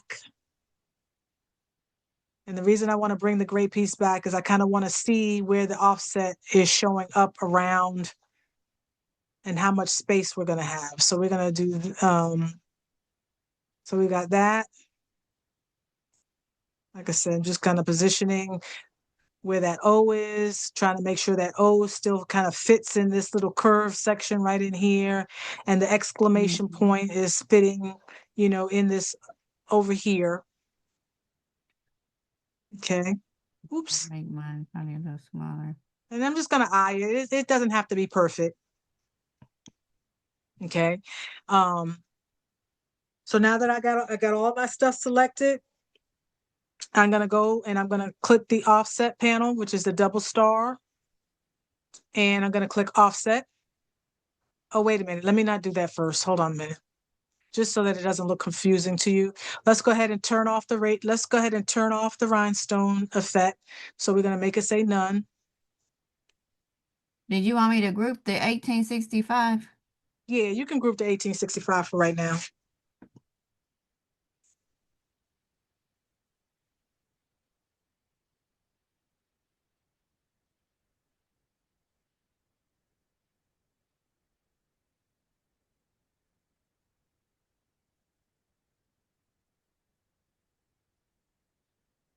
Okay, let me see if this works. I'm gonna do this. I'm gonna click offset. And I currently have my distance set at 0.150. I think I'm gonna be okay with that, but so I'm gonna leave it right there for the moment. I'm gonna say apply. Okay. And with everything still selected, I'm gonna hold down the shift key. Okay. And I'm gonna click that back layer. So we're gonna click on that gray layer. Okay, so Okay. now that back gray layer You is want me to, selected. hold on. You want me to select all of this together and group it, right? Well, no, I wanted just the offset grouped. So when you created the offset, let's go back and do it again. Just do undo. Okay, so we have our we outside since 1865. We got it selected. We're gonna click offset.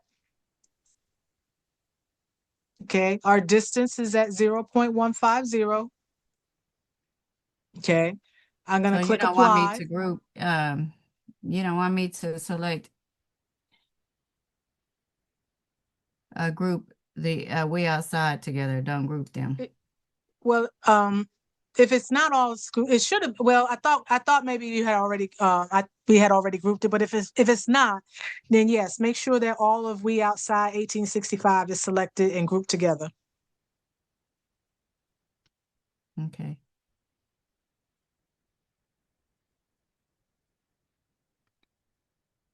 Okay, now it's grouped together. Now put the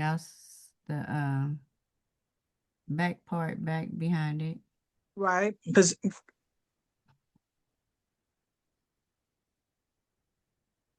Okay. Okay, and then we're going to click offset. And my distance is 0.150.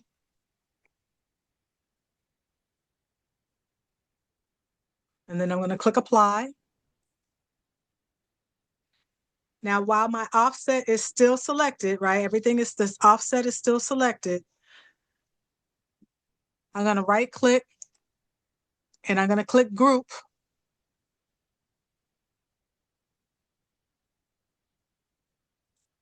Okay.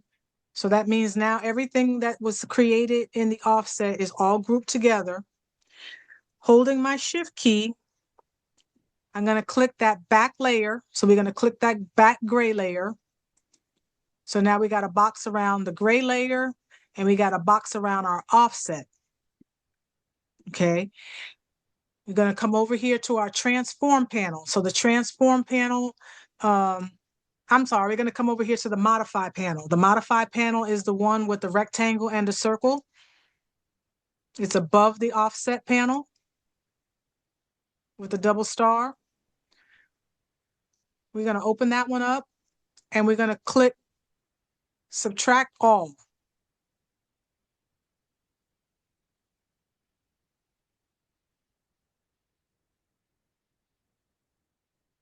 Okay.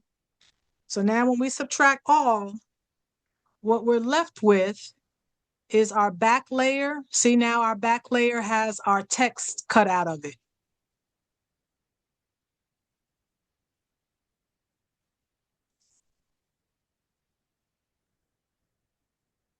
So now I can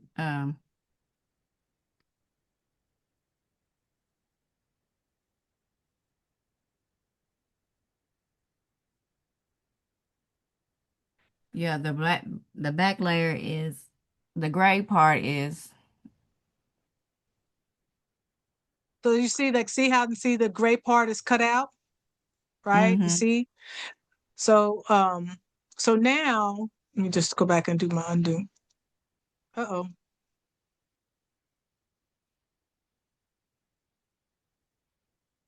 Hold on a minute. I'm trying to get that back where it was. Okay.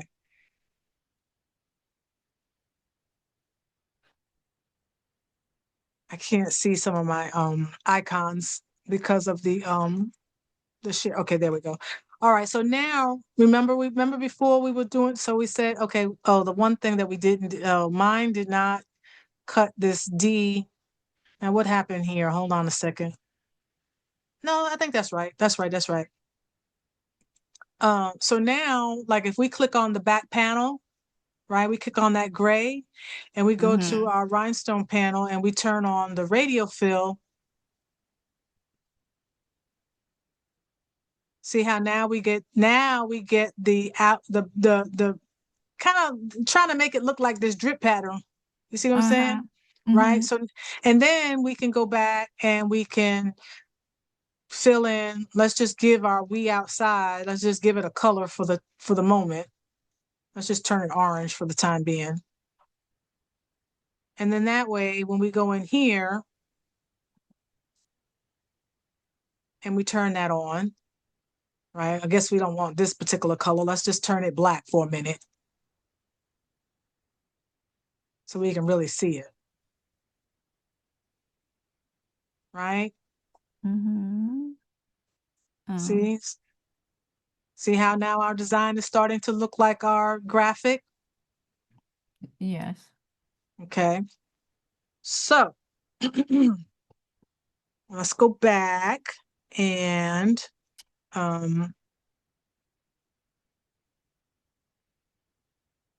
let's go back. Back.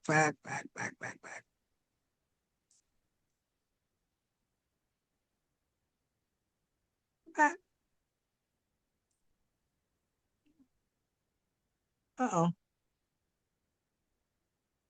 So let me see. Now, what I did not do, what I'm noticing is I should have right here in my D should look like my O, right? Like, do you see how my O has got gray space in here and this doesn't?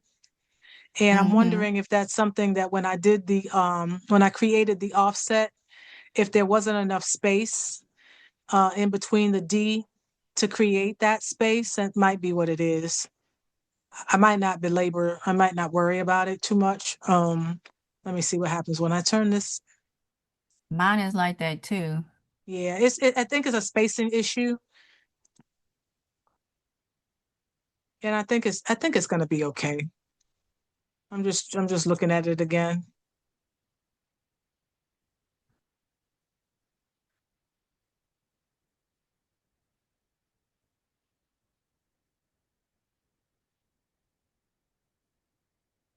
Let's see. Um,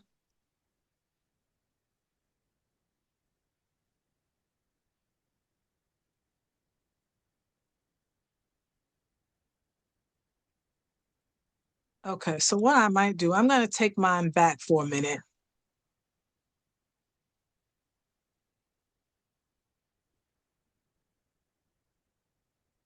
and I'm gonna do something. I'm gonna I think the reasoning, let me see let me think through something for a minute. I'm gonna take this outside. I'm going to ungroup this for a minute. I'm going to make this my O. My O is a compound path. This is a O.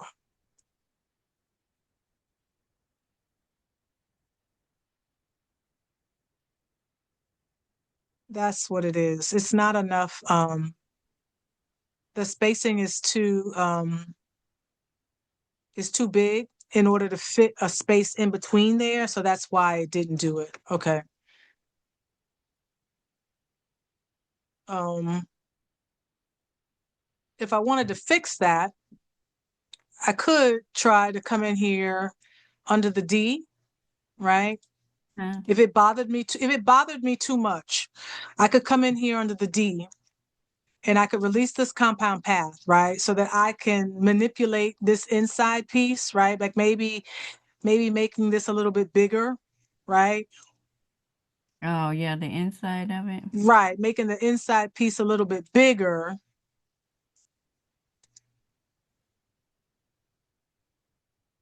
I'm just playing around with it for a minute, right?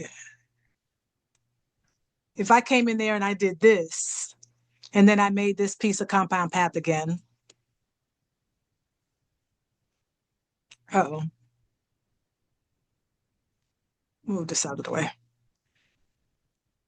And I made this back into a compound path. When I go back and it's the same thing for the O, the same thing happened here in the O, this section of the O and the six, like it didn't Mm-hmm. create that cutout, but I don't know that I'm as concerned about it down here at the bottom. But now if I go back in and I create an offset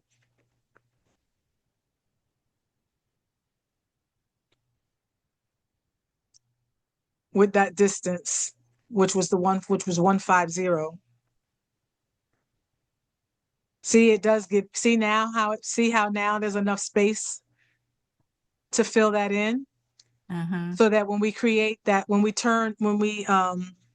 subtract it out, there's enough space for that back layer for some stones, maybe three or four stones might fit in there. Um, I also could probably turn this down a little bit, like maybe it doesn't need to be 150. I probably can bring it down to like I definitely have to bring it to at least 130, but I might could bring it down to 140. That make this space just a little bit bigger. It still doesn't give me any spacing in between here, and I'm just not gonna worry about that. Um, so it's up to you. Mm-hmm. You can go in and you can play around, but let me see if I do when I did that, what happened to my D as far as my lettering. Okay. It didn't change too much. I may still go in here and make some edits or whatever, but that D still pretty much looks the same. So So what do you want to do? You want to fix your inside piece so that you can get holes in there? Yeah, that's what I'm trying to take it back. Okay. So right now, that's just my Yeah. offset. And I'm just going to turn my offset yellow just so that you can, no, I'll go back.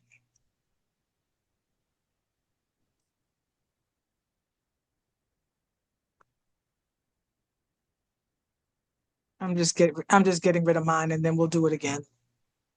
Yeah, offset. Okay, because almost there. Okay. Hmm.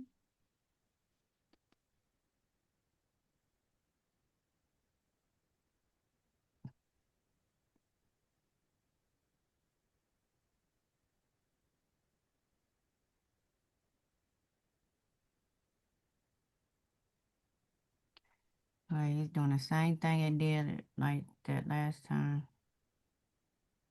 And if it helps, like my inside little piece, mine's right now is sized to 0.578 inches in width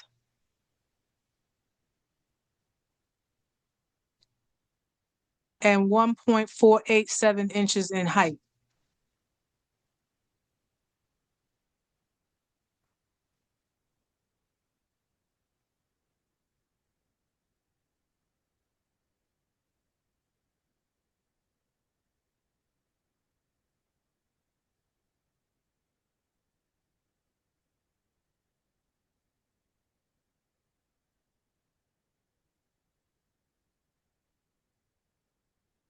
And then once you get it where you want it, make sure you know, highlight both of them, drag a box.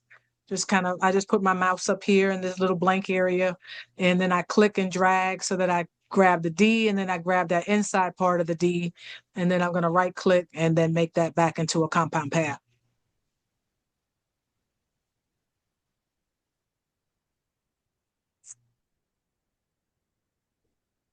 Okay. Okay. And I just need to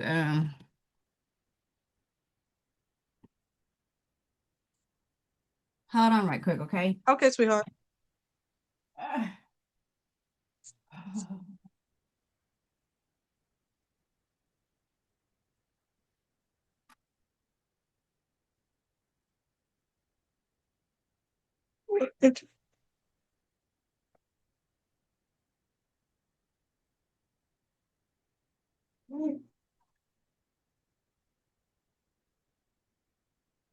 Watch your Jimmy Deacons.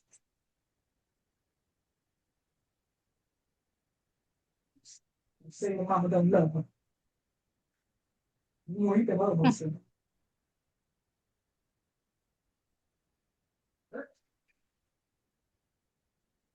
Mm. Oh, you over there, you can't. I'm making this into a template.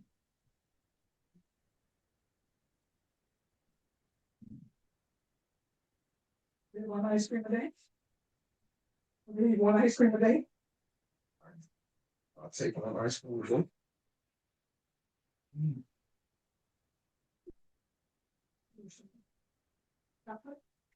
Or vanilla. Exactly. It was like.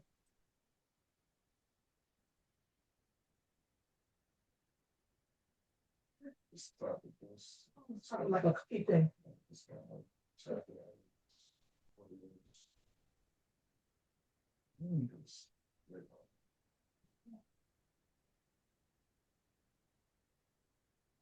It is. You ain't even done that food that cook.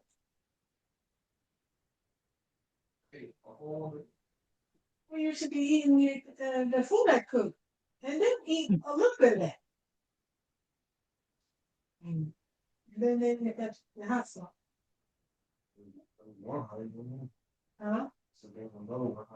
Well, hiding. Mm. It's supposed to be in there. Well, I got over there.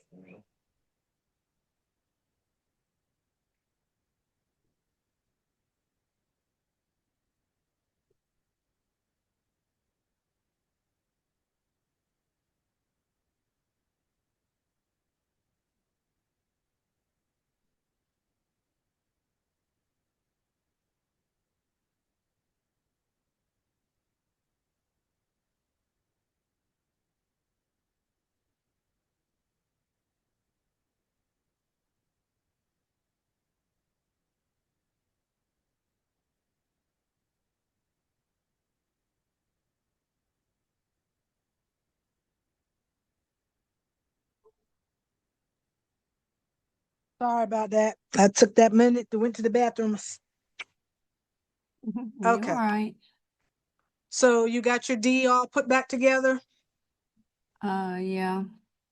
Okay. Right. So we're gonna go ahead and we're gonna let's go ahead and group it all back together again. We're gonna drag a box around everything and then right click and click group. And we're gonna bring that back layer back in and try to get it positioned where we want it to go. Now, if at any point, like I said, you decide that you want your let's see, like if you're okay with this the way that it is, you can leave it that way. We can let's just see if if we shrink it down or make it more narrow or any of those things. I don't know. Let me just see. I just want to see something real quick. If I did that, Mhm.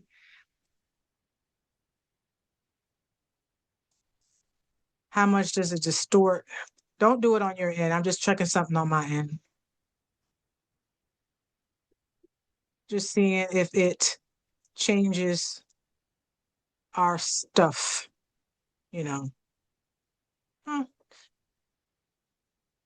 doesn't change it by too much. So, um,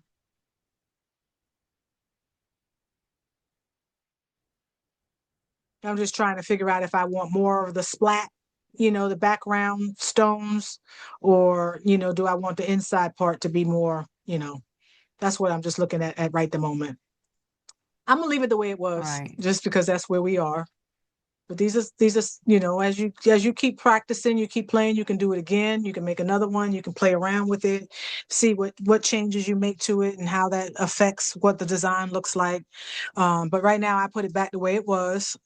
So mine's is currently sized at 10.282 inches in width and 7.191 inches in height. And if yours is close to that, then that's okay. It doesn't have to be exact, but as long as it's close, it should look similar when we're done. And then Well, I'm just hold on. I need to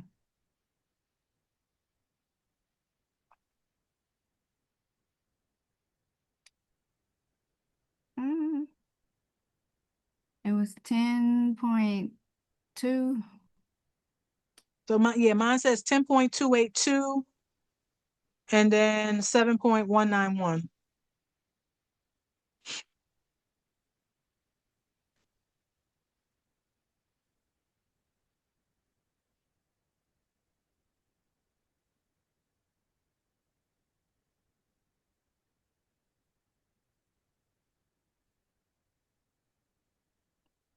Okay.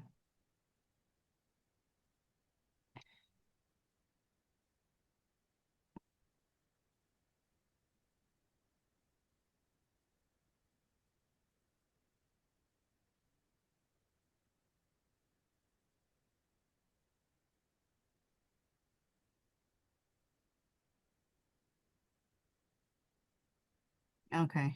I'm good with mine. You're there. Yeah. Okay, so now it's all selected. So we're going to go back and we're going to create that offset again. And this time I'm just going to bring the spacing down. I know we said 1.50 last time. I'm just going to bring it down to 0.140 this time. Just do 0.140. And we're going to click apply. Okay. We are going to right click and do group so that all of the little pieces of the offset that got created are all grouped together. We're going to What did you hold take that down still was for 1.4 what? 0.140. 40. Okay. Okay. We're going to is it all still selected? Uh-huh. Okay, so right click and do group.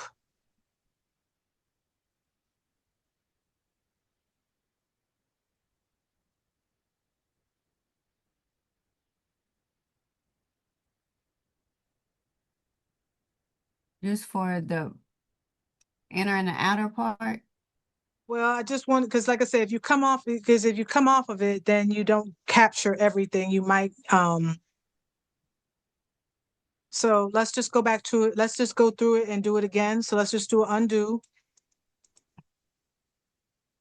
until we just have our we outside. And then we're going to click on offset. Our distance is 0.140.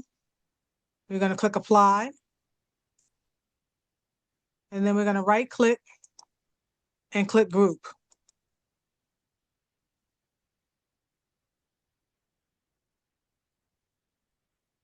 Okay, so is this, and with it still being selected, right? We're going to hold our shift key and we're going to click that back layer. So now there's a box around the back layer and there's a box around our offset. We're going to go to the modify panel. That's the little rectangle with the little circle above your offset panel. We're going to click on that and we're going to click on subtract.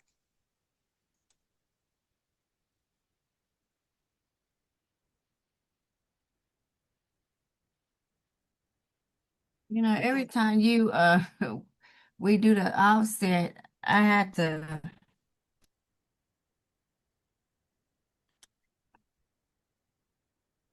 um click out of it. I mean, click that one, the offset.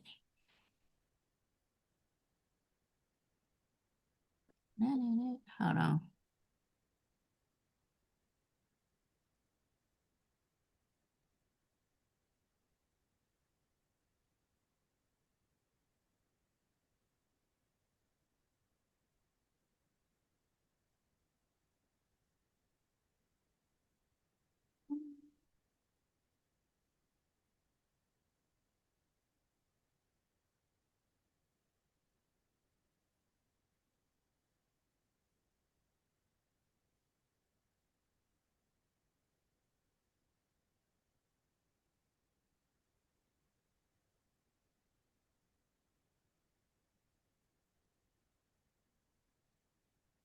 Okay.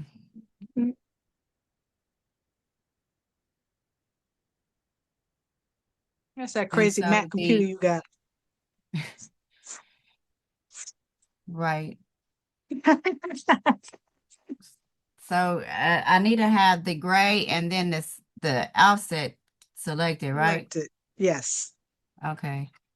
And then Mm, I go Then to you're gonna go to your modify. modify. You're gonna go to your modify panel. So that's the triangle, the rectangle with the circle, Mm-hmm. and then we're gonna click on that and then click subtract all. Okay. Okay. So then what you're left with is the outer layer, and then you have your inside. We outline the part that our we outside. Mm-hmm. Okay, so you should have two pieces. That part, yeah. Well, I have 3 lines. Why you I have mean, I three have lines? 2 lines. 2 lines or 2 boxes?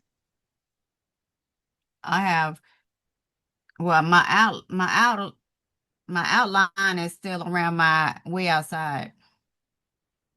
Oh, okay. But when you move it, you just have it's all still connected, right? You just should have these two layers, Uh-huh. right? Okay.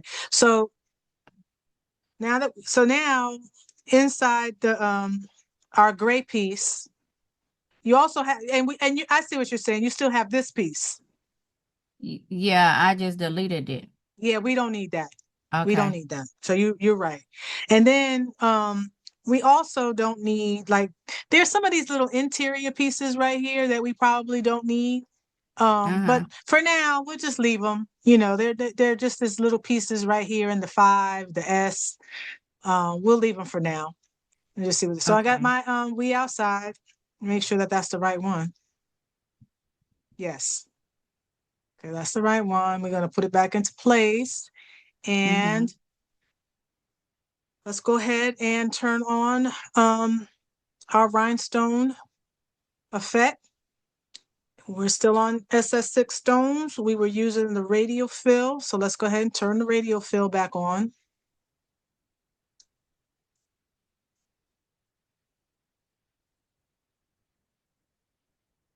Okay. And get that position. It's not right. Okay, I think that's probably about right there.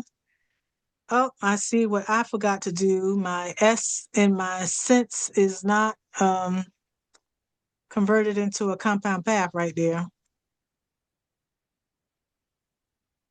Hold on a second. Let me see if I can fix mine real quick.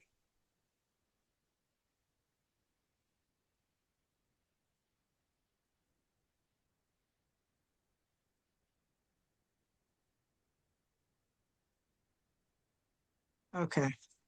All right. So now I have mine where it needs to be. Just go ahead and put the whole thing together. All right. And bring my offset, bring my layer back. Come on. Oh, shoot. Ungroup and bring that back on. What in the world? Okay.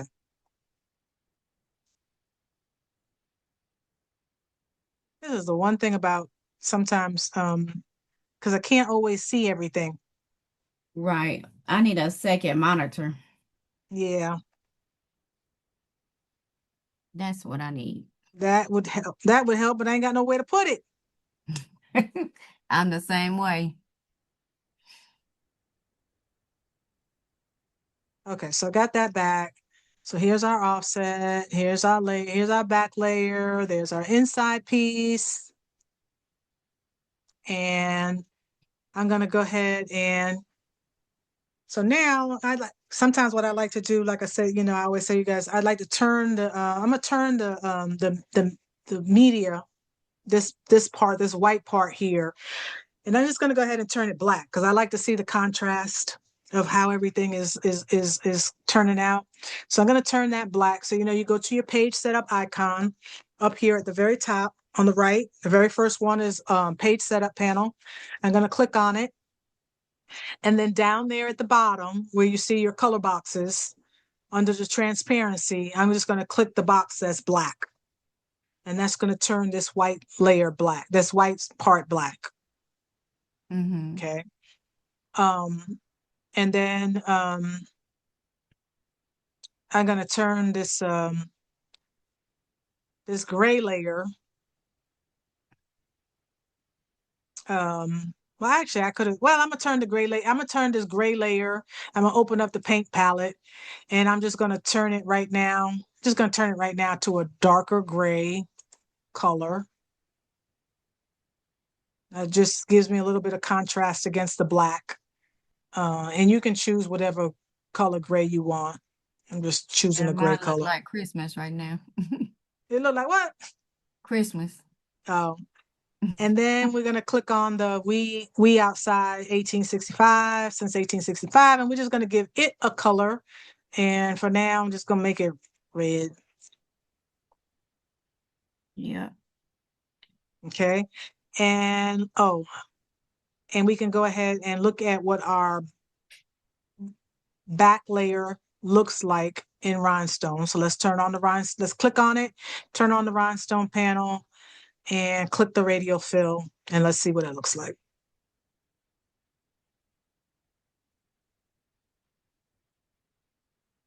And I'm gonna come out a little bit, zoom out, so I can see what that looks like.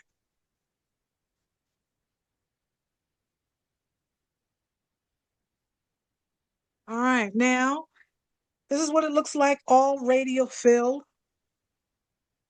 That cooks pretty good. Our 1865 came out nice and defined.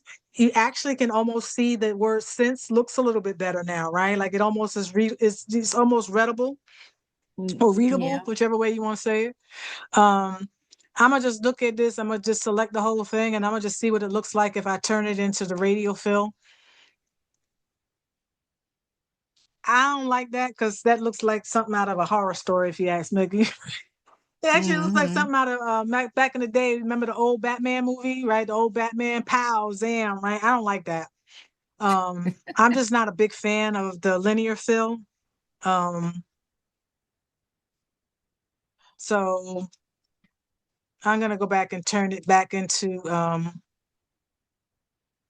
I mean, I don't know, the inside part radial and the outside part linear.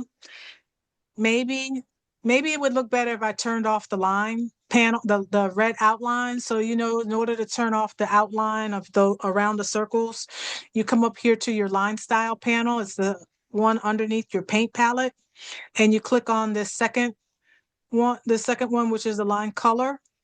And we go in here and then we click on this open triangle, either down here under the fill color, which is just none. And then I wasn't clicked on it. You know, does that make that look any better? I don't know. Maybe. I don't know. I have to still kind of play around with it. Maybe, who knows? Maybe if we did something, I don't know that I want to do all of this by changing some of these sections into all of these paint Right. splatter colors. We could. I mean, we could. There's nothing stopping us to say that we can't, right? It would just be a lot of layers. Will it be at least? I don't know. We would have to see. But anyway, so we got that. What do you like? What do you think? What do you like? Um, now we got it together. So here's on my screen, here's the radial again. Oh, I like it the radio. You like the radial better? Mm-hmm. Okay. Like right Even though up in I need to go in here, there. what happens is because it's trying to radial, right? So radial tries to keep everything circular, so it's going around this part. But I mean, when we release the rhinestones, if we wanted, like we could come in here and manually start moving some stuff around so that it didn't look so. We could do that. Or we could play Mm-hmm. around, like I said, and we could change some colors and add some colors or whatever, and maybe that might not make it look so noticeable, right? Oh, Um, yeah. but the first thing I'm gonna want to do, but I mean, technically, like we could be done. We could be done with this, but if we wanted to, of course, right, make it look like the we outside, we want to kind of do our ombre, right? Our ombre-ish. Right. Is that is that what you want to do? Um,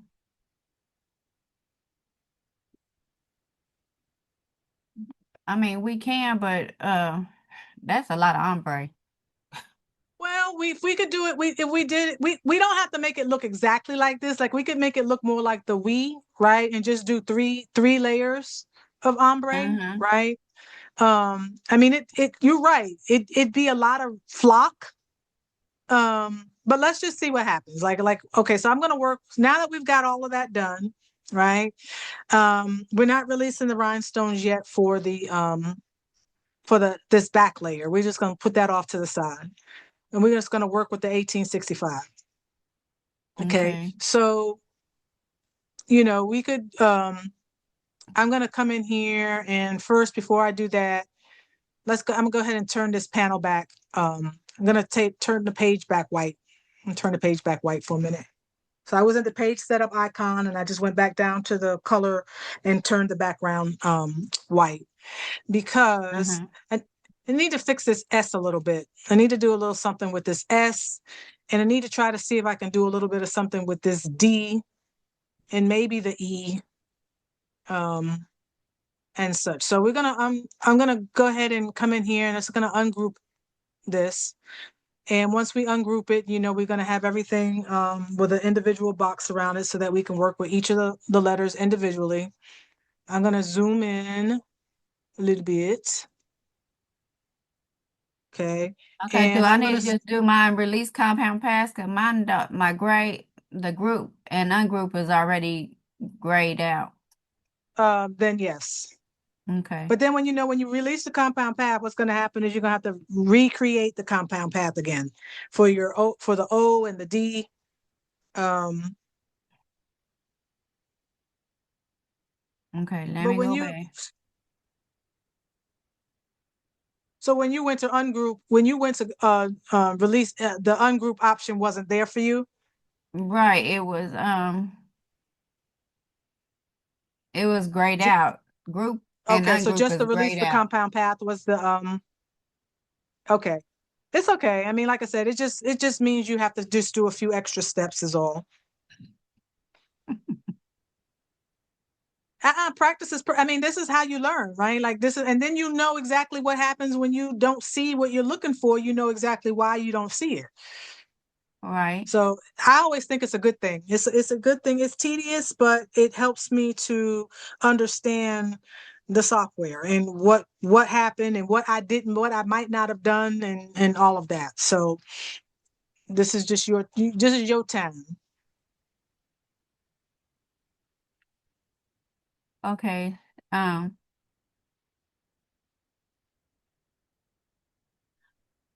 so I probably should have took it back to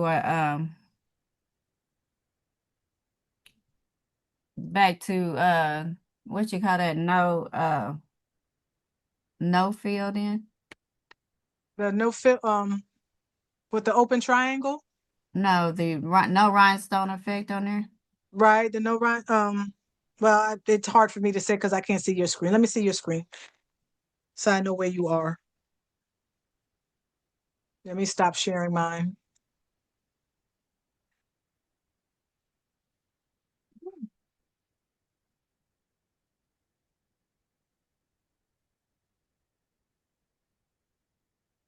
Where is the share at? It says react and chat. Is that Oh,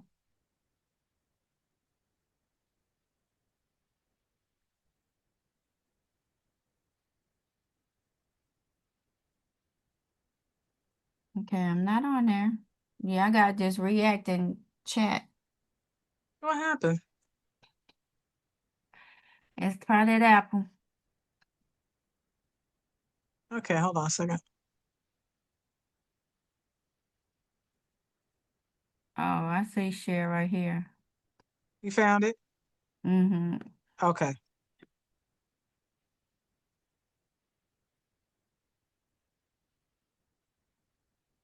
Mm-hmm. So right now, yeah, you released the compound path, and so you need to make the O a compound path again. You also got something else stuck in that O. Is it maybe double? It is. It's like it's something else in the O. Like It's move like probably just deselect so I can see and move the big part of the O out of the way. right here. Yeah, just move the big part out. Oh, okay, so it's just the two pieces. The stones will probably overlap. So just do undo. Now always do undo, because it'll take at least undo will put you back right where it was.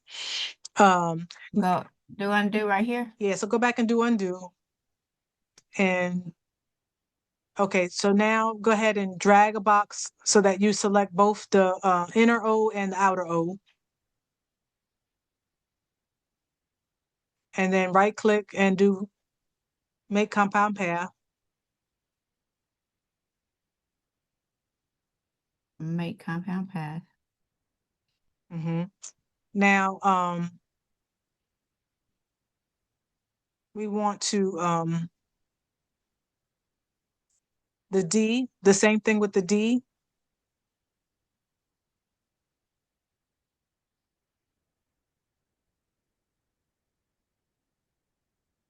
Make compound path. Mm-hmm.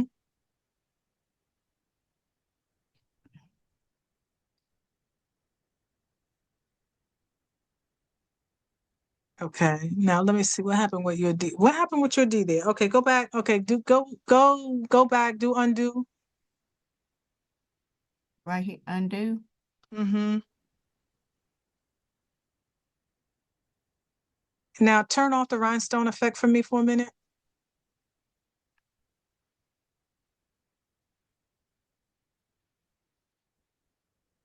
Uh, Thing went away. send the that back part to the just send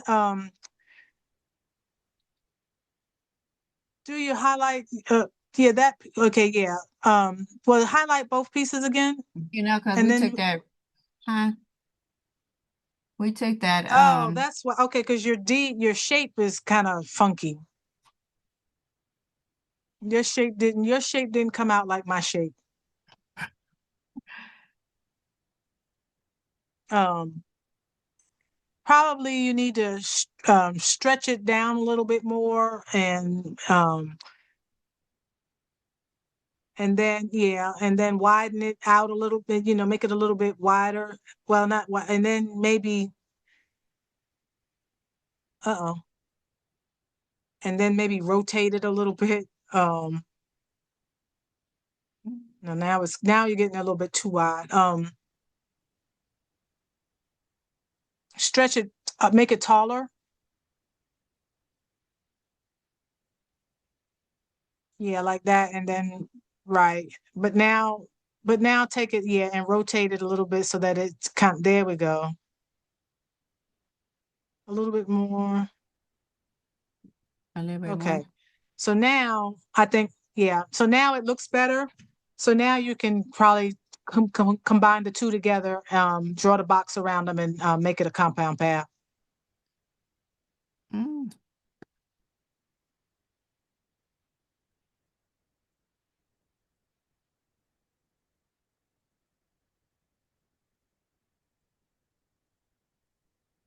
Okay. And then turn on the rhinestone effect again, just so that we can see what it looks like. I think we had the radial fill.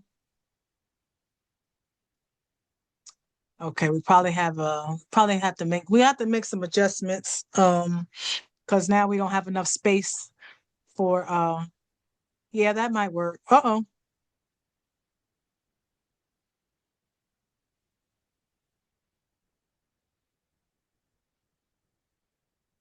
Mm. We probably have to make the inside piece too a little bit more narrow just to because that I can already see uh maybe not. Maybe like I said, you still got a little bit more space on the because you got enough um to make it a little bit On wider. the Keep E. making okay. Now just inch it over. No, don't move the E. Don't move the E too much because remember we've already created our offset. Oh. So maybe just move the D over just a little bit. Although just a little bit. Maybe one. No, it's moving the click on the D.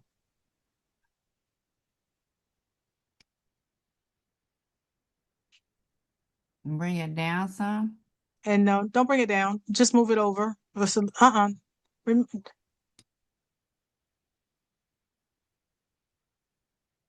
Bring it over this way. Yeah. Bring your offset back just to make sure that everything is still because we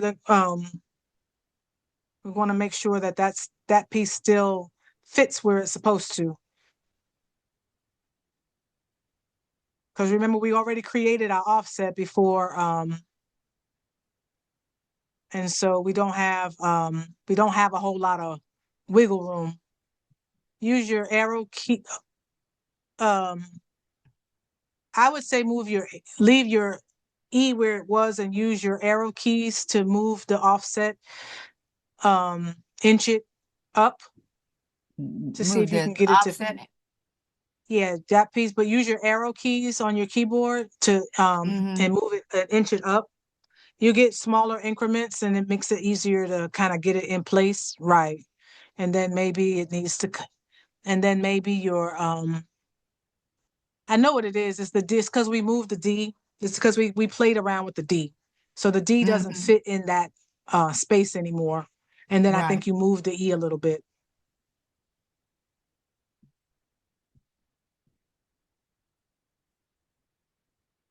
So for you, we'll have to like I said, we may have to Maybe you may have to just do it again. Go from scratch and get your D. well, I got a copy of it. You made a copy? Yeah, I Smart did. girl, smart girl, smart girl. I love it. But you see what, but you see the reasoning why, right? Is because the D wasn't the D when you first did it, the inside piece wasn't spaced out properly. So now we have to we could probably do it from that piece there since you had a copy. So let's get Hmm. rid of let's move the other one out of the way. Like I got 3 copies.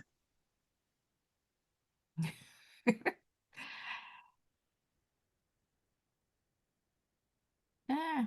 I'm gonna have to move all this separately. Oh, because it probably because they got ungrouped or whatever. You can move the offset out of the way. I would just move the offset out of the way. And then and then highlight all of the red and move it out and then just get rid of it. That's gonna be the easier thing to do.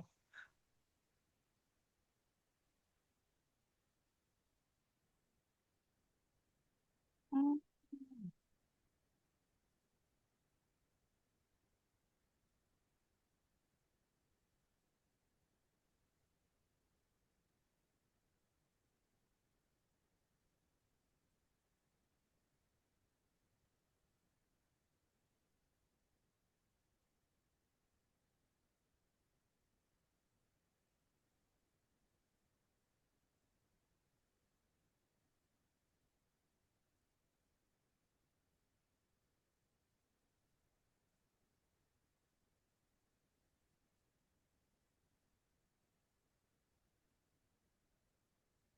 Mm-hmm. Okay. So now you can click on the We Outside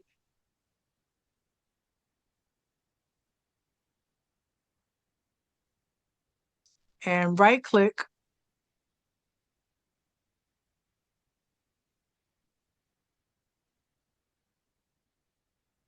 Oh, see? Yeah, yeah. So it did the same thing again. Darn it. Okay, so you have to release the compound path because it didn't get a, the group. So now, like I said, there's a lot of moving back and forth, but okay, there it is. So now you can select the O. You should be able to just click on the but the O should still be the big O and the inner O should still be, so you should be able to click on both of them. Hopefully click the one and then click the other one and then do make a compound path.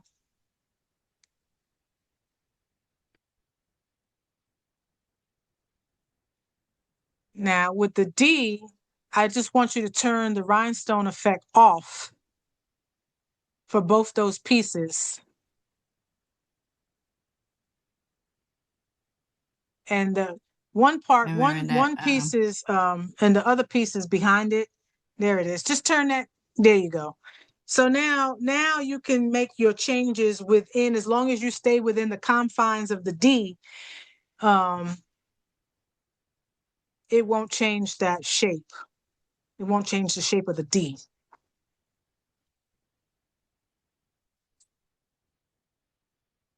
And then bring it down some maybe. No, make it long. I meant make it long, like make it no, not the D, but I mean make that inner piece, make it a little longer. But don't not from that corner. Oh, there it is. Okay, you're good. You're good. Go ahead or leave it. Maybe a little bit more. Okay. And then maybe bring it up and over just a little bit so that it's kind of so it's centered. I got a blue line going this way I can't see on that line, but the D. bring it over just a little bit. Um, That way okay, or right this there. way? Huh? This way No, the way you or had it this just a way? minute ago. Right there. No, now it's too far. Just trying to get it in the center.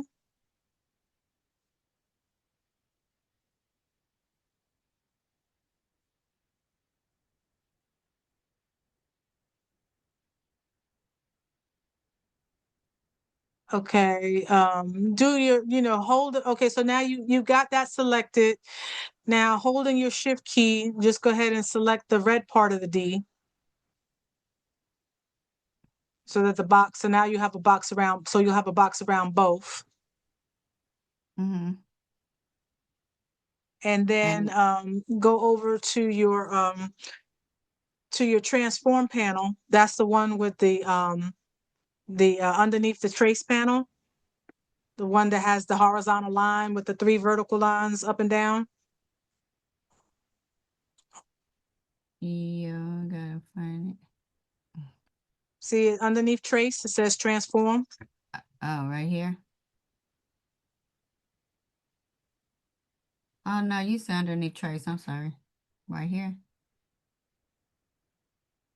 Right there. Uh-huh.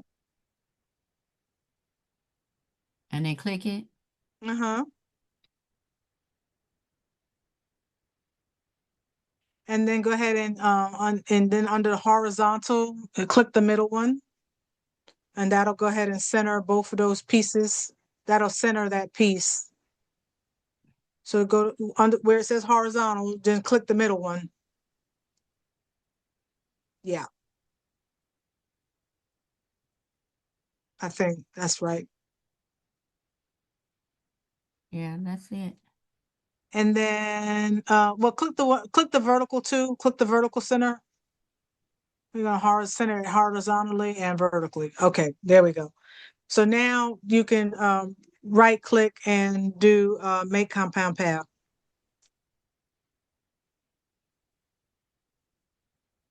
All right. So now let's turn the rhinestone panel effect back on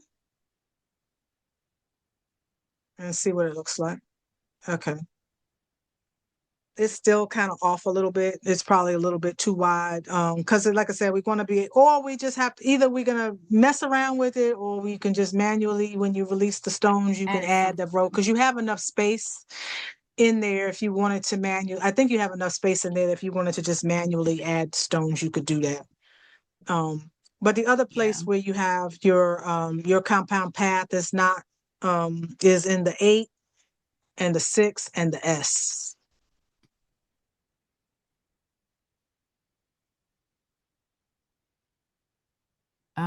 Just go make compound path. Uh-huh.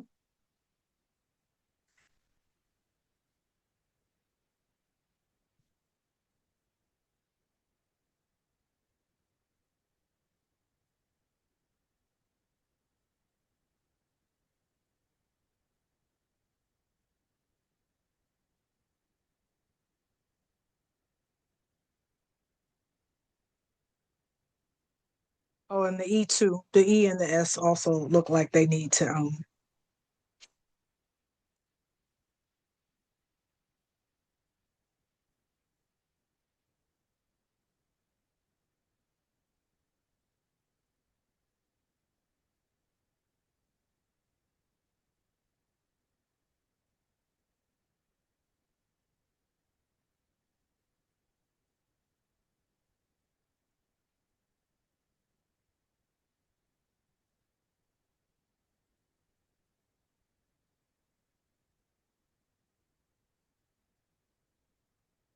okay. Why is this not moving? Oh, there you go. Hmm. Okay.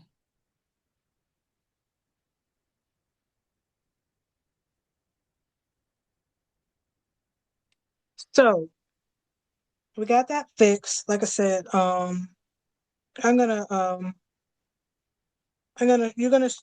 you stop sharing your screen. I'm gonna share my screen. I'm gonna show you what I would do with if I were gonna do this graphic. Let's see.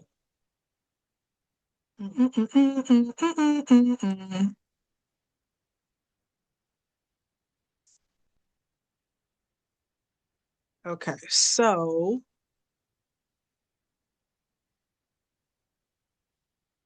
So if I had this graphic, right? Um, Mhm. and like I said, I still need to, and I'm like you. I'm gonna put my thing back. I gotta make some edits, so I don't want to make sure I don't want to mess up anything. So I'm gonna put this out back as my guide, so that I can see. Where's my so here in my T, like I really can't do a whole lot, but let's see. So what I did was, like I said, I'm gonna see if I can play with these nodes a little bit. So I just double clicked Mhm. on the T. And like I said, because we haven't released the rhinestones or anything yet, we're still working with the graphic in its original format. We're just looking at it with the rhinestone effect turned on.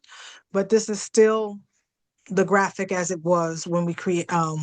So I double clicked on it. It brought up the nodes, and I'm just gonna see if I can get um, by moving these nodes a little bit, if I can open up enough space without getting any of my stones to overlap on this other side to fill in. And then I got some room on this side. And I'll just try to come over here because I moved that one. It kind of made that line a little crooked. So I'm just going to make sure that I move them all so that they all stay, pretty much in line with each other. See, you see Mhm. how it's looking, it's starting to curve out because this one's coming out a little bit more than this one. Oh yeah, But let's yeah. see if I move this node right here. Bring that back in. And I'm just, like I said, I'm just playing with these nodes. Now, I think for me, like I'm not gonna get too much in the weeds with this. I got this to where I think I got this where I want it. When I release the rhinestones, right? Mhm. I can come in here and I can make some change. I can move this one over a little bit and then stick another one right in here without having to keep messing with the nodes. Okay. So I'd mess with this one. So the next thing I want to see is can I get anything else in this S? Like can I make this S a little bit so that this piece fills in a little bit? So I'm gonna do the same thing. I'm gonna click on the S and I'm going to double click on it to bring up the nodes. Okay. And I'm just going to start by moving this out a little further. So I'm going to just click on this little node right here. Oops, wait a minute. I'm going to zoom in a little further so you can see. Okay.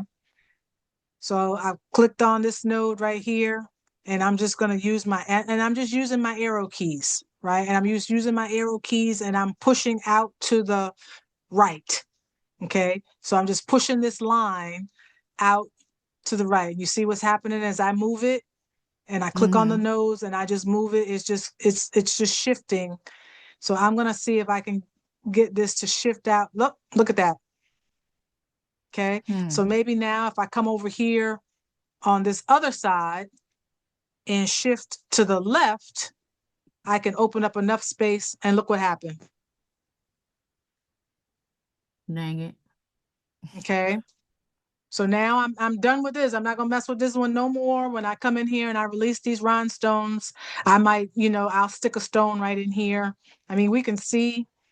I mean, we can try. But I just don't want to, like I said, I don't want to belabor the process and I don't want to mess up anything that I might have already kind of, like I said, I know I can release the rhinestones and stick a stone right there. But Mhm. I'm happy with the rest of it. I think let's just see if I want those. Okay, so I've got that. I'm going to look over here at this eye and just see if there's not a whole lot. Let's see. We might can shift these over just a little bit. This opens up a little bit more space in the eye so that those stones, those holes fall in. So like I said, I'm just adjusting these nodes and I'm just using my arrow keys to make these little incremental changes. And now I filled in the eye. Okay. Um, the D. Let's see if we can get anything with this D that we have. I want to see if I can get this space filled in some, and see if I can get this space filled in some. This little space right here is a little off. The shape is off a little bit. So I'm just kind of moving. You can see this before. Let's see. If I zoom in, let me go back.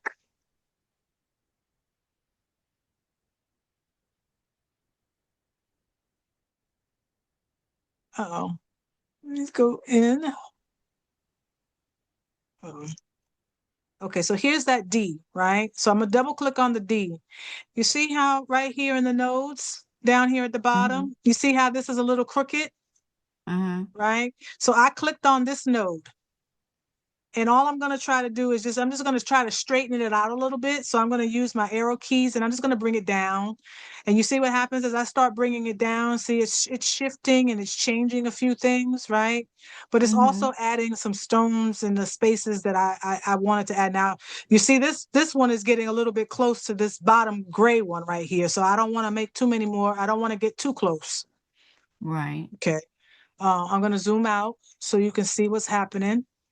Okay, so let's see what happens if I'm gonna come over here and I'm gonna click on this outer edge, and I'm gonna click on that node that was right there, and I'm just gonna arrow over. Okay, so I arrowed over enough that it allowed some more stones to be able to fall into that spot. But it's still a little off. So I'm gonna just, like I said, I'm gonna click on these nodes and I'm just gonna move them like one little space at a time and see how that changes things. Okay, so oops, I don't like that. So I'll go back, do my undo, oops, undo. Let's see, let me redo. Okay, with this one, right, these are kind of close, right? So I know that if they're too close, I need to open up the space. So let's see what happens if I start working on this line. So I clicked on this one and I'm just gonna bring this one and I'm gonna just move it over to the left. Excuse me, bring it over to the right. And then I'm gonna find the other node that's in there. And I'm gonna bring that one over to the right too, so that I make sure that I bring everything over equally the same so that I don't create any funky lines. Mm-hmm. So I'm just bringing that over. Maybe I need to bring that back. Okay. Maybe I bring this over, click this. Oops, wait a minute. It moved the whole D. Click on that node and shift that one over, shift that over. Maybe I need to shift it back.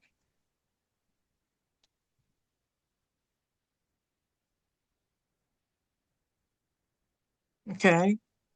You see it filling in?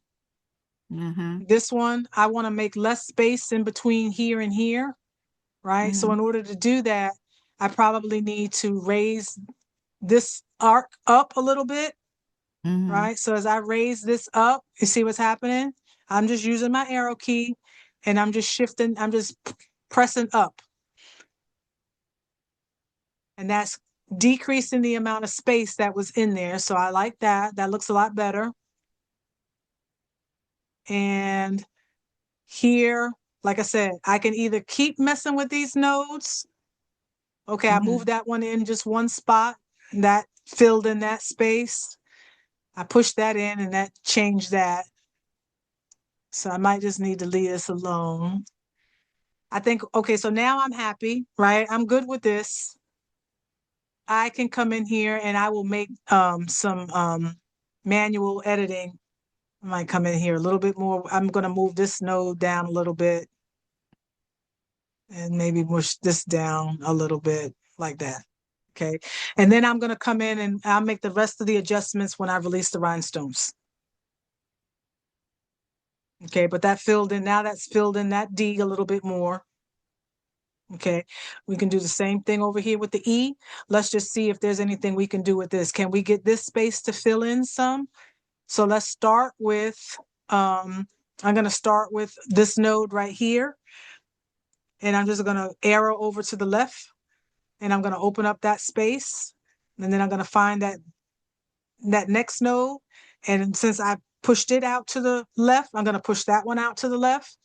I push it again, click back on the other one, click that one, then go over here to this top one, and I'm going to push it out. And you can see it's starting to open up that space, and come down here Mm-hmm. to the bottom and see if moving any of that helps. Move this node, bring this one maybe down a little, bring it over. Like I said, I'm just playing with the nodes. I'm just using my arrow keys.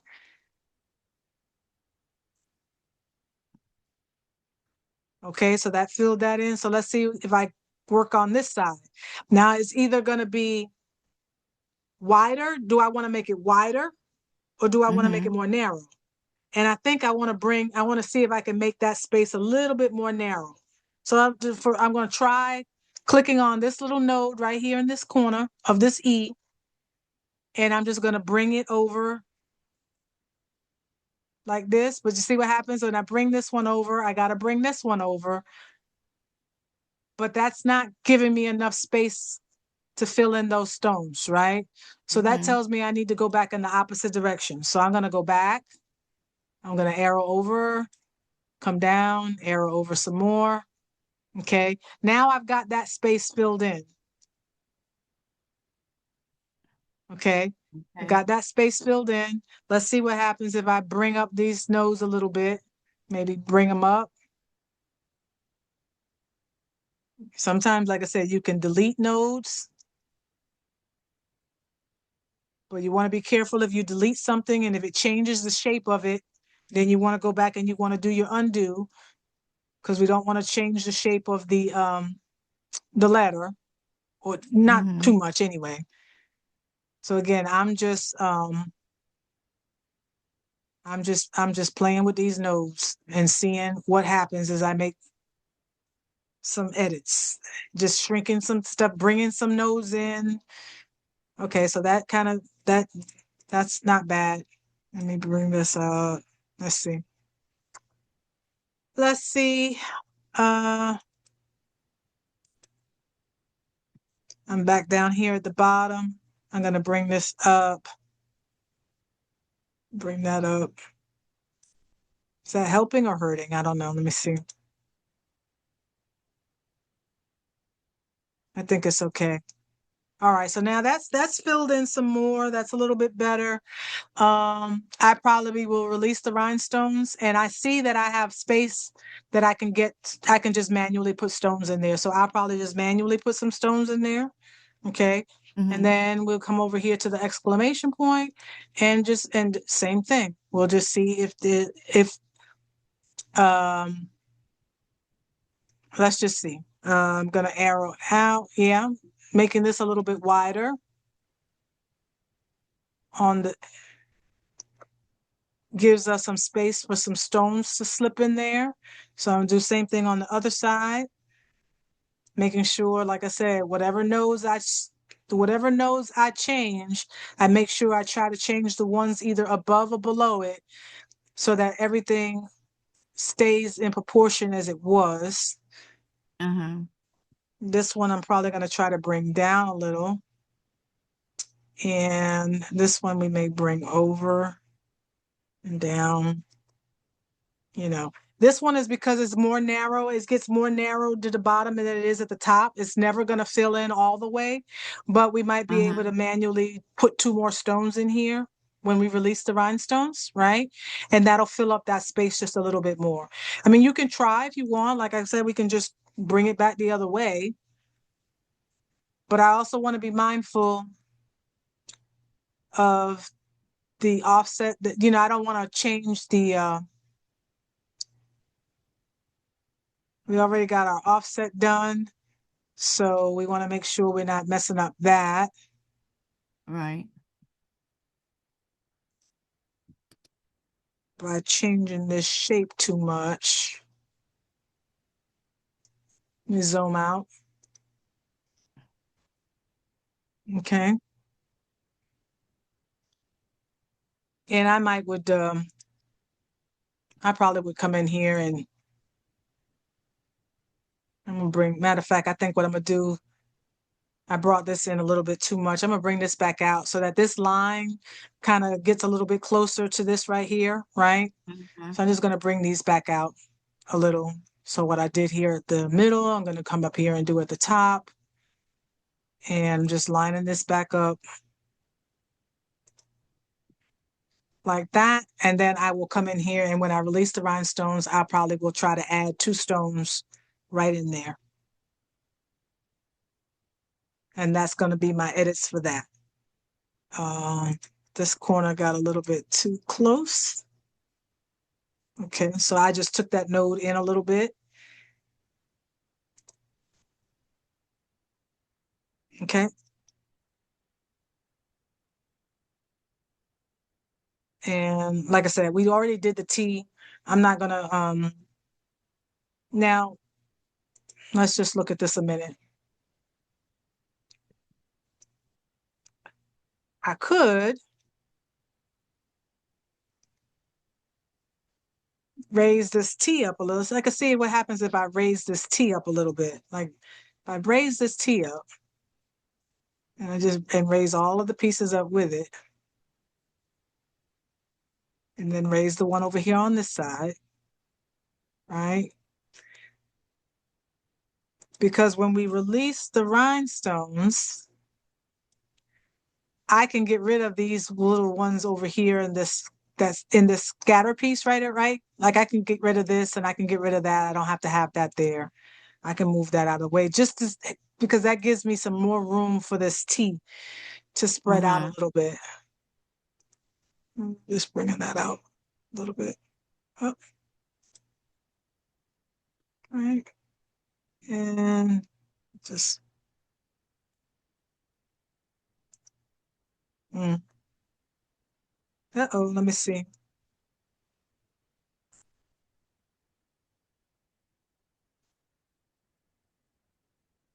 Like I said.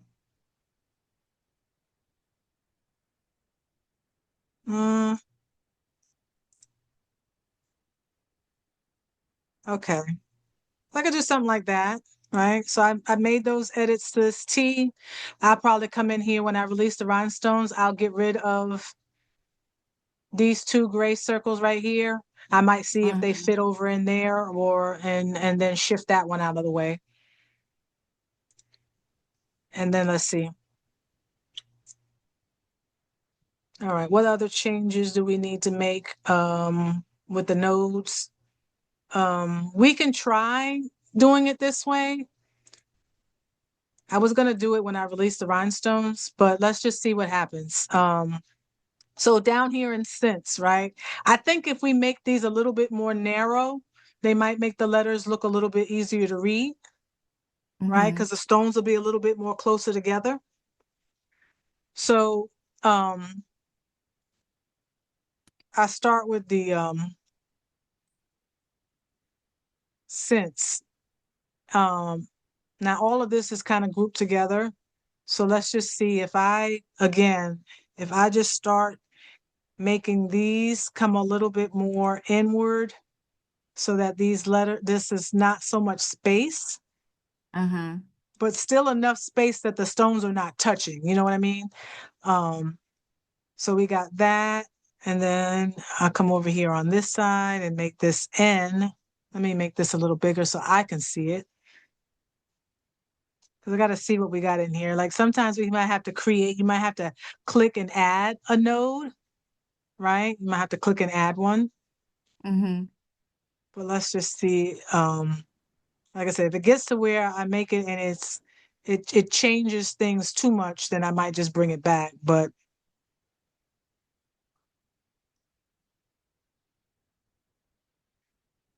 because this is a lot. I don't know. Sometimes you can't change the shape of stuff too much Right. just because of the way um just because of the way the font was or the thickness of it and all of that. But we're gonna see how far we can get with this and see if any of this makes this look a little bit easier to read. So let me see. So I've made the I, I've changed the N. Let's see. I'm gonna bring again, I'm just bringing these over, these inside pieces over, trying to make them just look a little bit more narrow. And then this one, I didn't bring it like that. And let's just scroll out and see, oops, if that made any difference. And I think it did. What do you think? Yeah.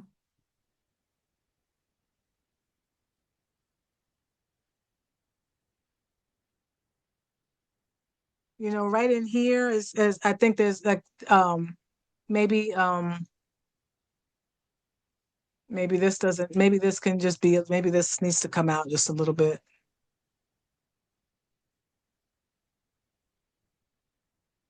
Just trying to,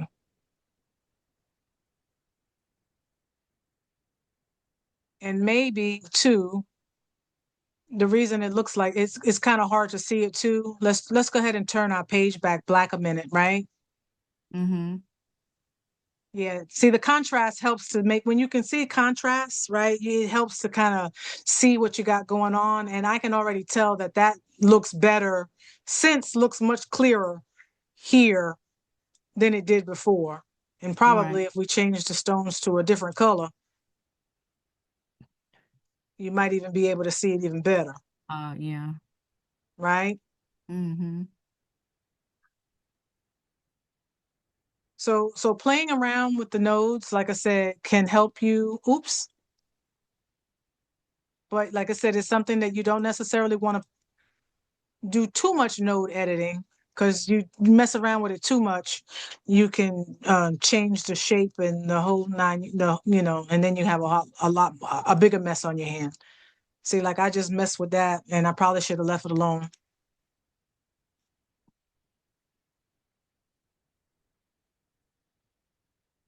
because now my N may not look like an N anymore. No, yours look like an N. It does? Yes. Okay. And like I said, when I'm once I get it to where I'm happy with it, then I know that I can come in and I can make the manual changes when I release the rhinestone. So if there's some little, like if I don't like this little, this is off, right? When I release the rhinestone, I can move this stone and align it back up with this one, and maybe shift this one over a little bit, and do some other things. But my main goal is just to try to get the primary shape of it in the shape that I want it, so that when I do release the rhinestones, I don't have to make as many edits, Right. right? So I'm probably not going to do a whole lot with this E. And then this 1865, I mean, I can read it. When you release the rhinestones, we'll delete these out of here. So we'll delete Mm-hmm. this one, these two out of the five, and then delete this one out of the one. Like I said, I'll shift some stones in here. I'll shift some stones and add some stones and fill this in a little bit better. And I may do some, let's see here, because this is getting narrow, right? It's getting a little bit harder to get a stone in there. Mm-hmm. Let's just see if we can, let's see. So I double clicked on it. I'm in the nodes. I'm raising this line up a little bit to see if we can get some extra space in there.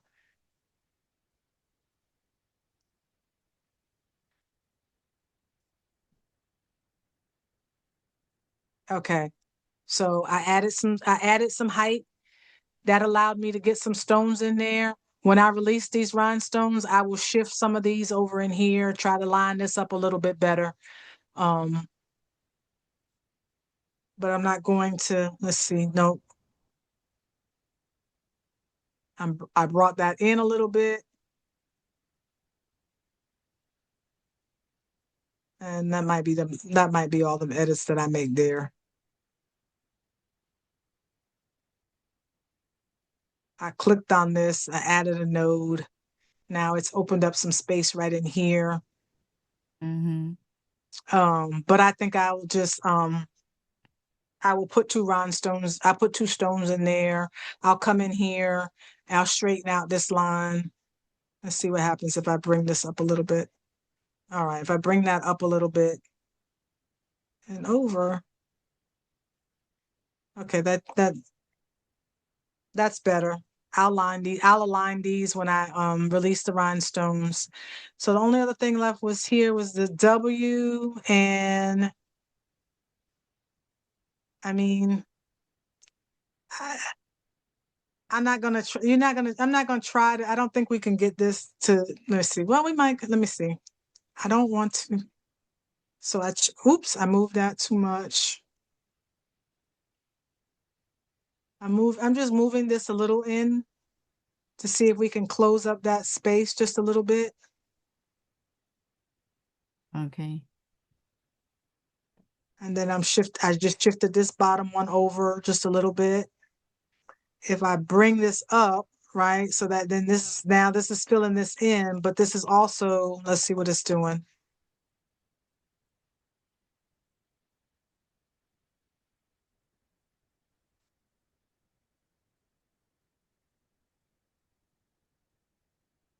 Brought that up.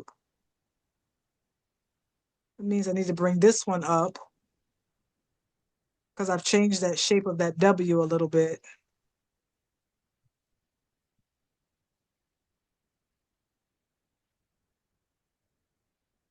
Hmm. And then,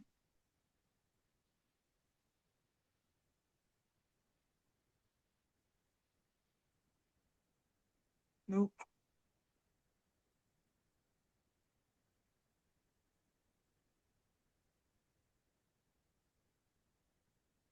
Hmm.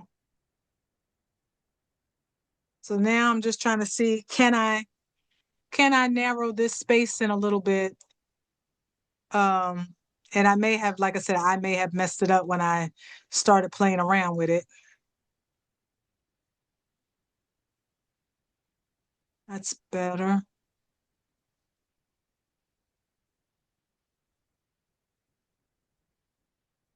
And then,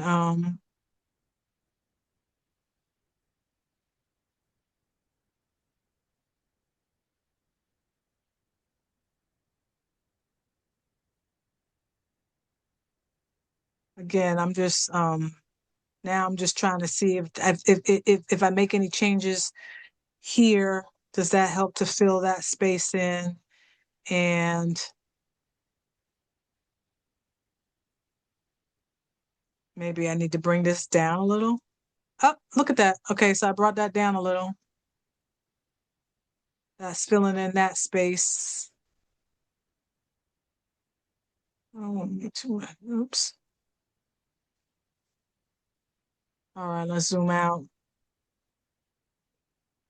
Manual, and then I probably come in and, like I said, make some more manual edits. But that looks a lot better, right? It's more filled in, it's more dense. We Yeah. got some more stones in there. Um, what do you think? Yours look good. Okay, so you following along. You're gonna get the video. Yeah, I'm following along. My sense is not acting right. What's My not acting right? N, my N, Oh, you're maybe the in? INCE. Mine don't look. Yours is more pronounced. Mine isn't. Well, it'll be something like I said, somewhere along the line. Maybe I don't know. Some maybe along the sizing got off, or something. Because really, the only thing that we changed was that inside part of that D, right? Everything else we pretty much stayed the same. But maybe when I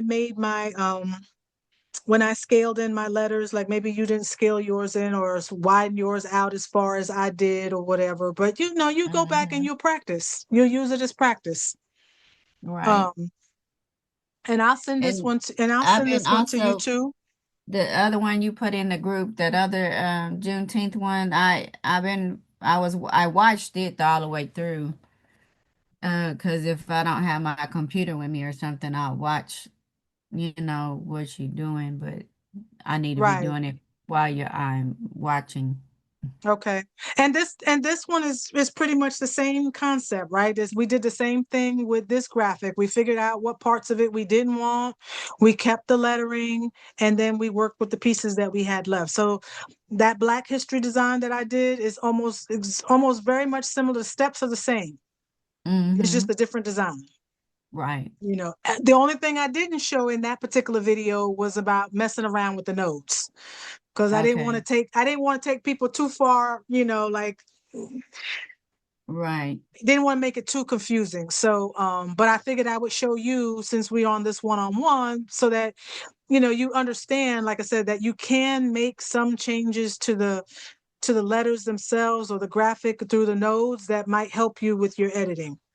Okay. Mm-hmm. Um, and then, like I said, so now we just gonna go through it like what I would do next, right? Like, so let's just say we wanted, if we were done with this, because I'm not really want to be done with it. So I'm gonna make me a copy, just like you did earlier.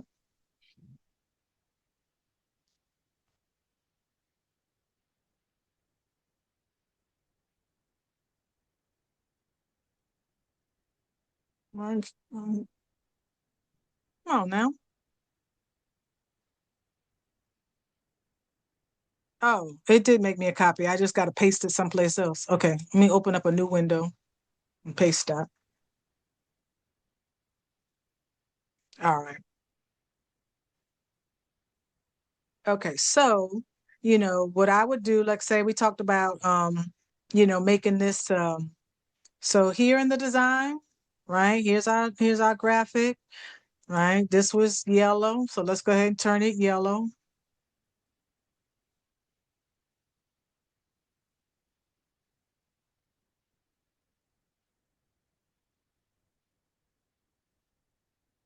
And 1865. Okay, so there's our yellow. And then this was an ombre color, right? So it's red, green, and red. Uh-huh. Now, I don't know that I'm going to keep it red, green, and red because, well, actually, yeah, what we could do, no, I'm not going to do that. And I'm not going to turn this back part. Well, let me see. I'll do this. Let me go ahead and I'm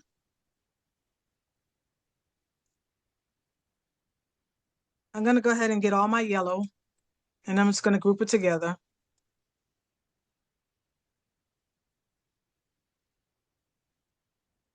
All right, did I get it all? Okay, so we know we got the, oh, we forgot the eye. Put that back, grab the eye, little eye, and group that all together. Right? Okay, so that's all grouped together. We don't have to worry about that getting messed up. We're not gonna worry about this offset piece right the minute. We're just gonna worry about doing our we outside piece.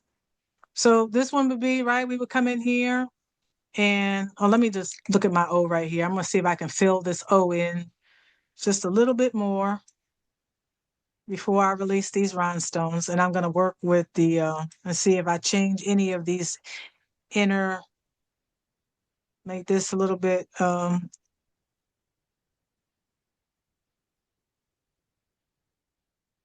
see, I'm just making this space, this part, this inner part a little bit taller, wider, or whatever, to help narrow in that space some.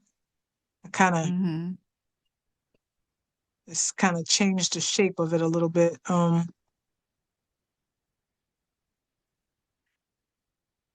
Remember, like I said, something when you,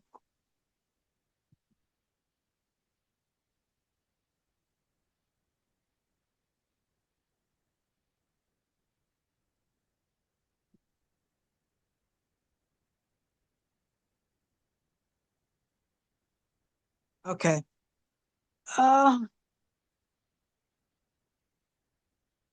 Uh-oh.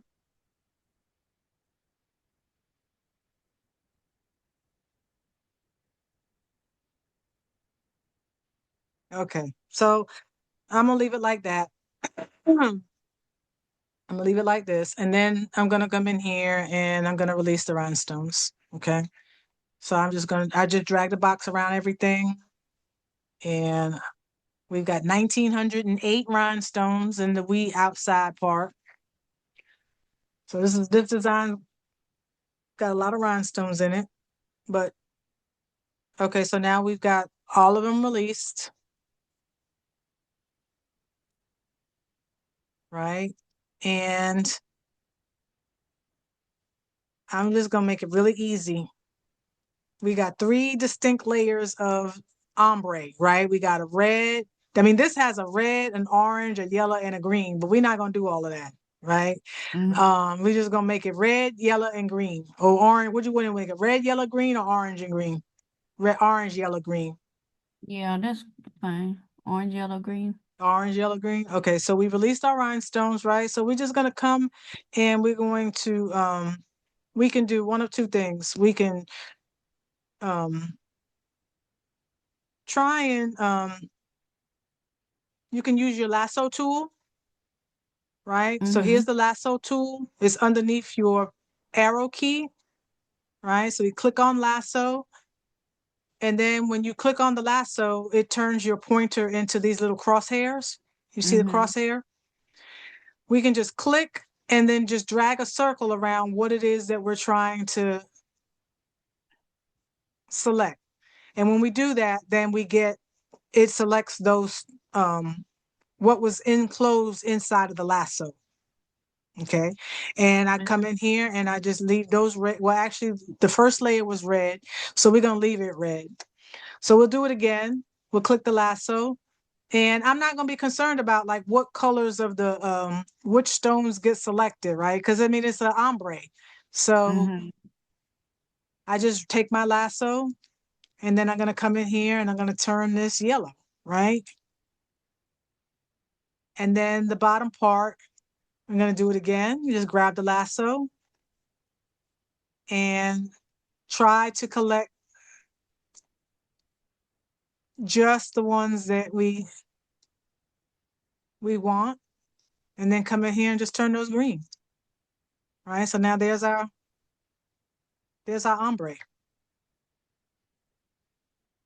Dang it.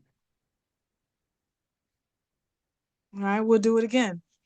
So the top section is already red, so we don't have to worry about doing that one. We come in here and we grab our lasso tool, okay, and we're just gonna click and we're gonna draw around everything that we want to turn yellow. And you see how I took my mouse and squiggle it and or whatever to kind of so it won't be such a straight line, right?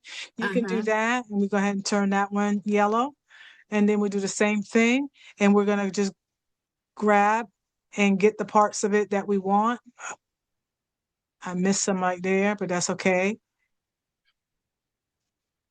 And if I missed any or I forgot to get those, right? Like I said, I might have to go back in and do it again because I don't want those to be red because that'd be a pain in the neck. So let me do that one again.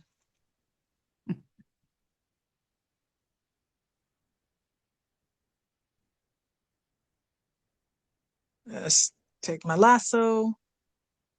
It's already selected and try not to grab any of these stones in that section right there. I just missed that bottom piece. This is the only part that can be annoying Mm-hmm. is when something is really close to something. So maybe let me see. Let me try to grab these stones. Um, mm, oh, wait a minute. I didn't get this part yellow.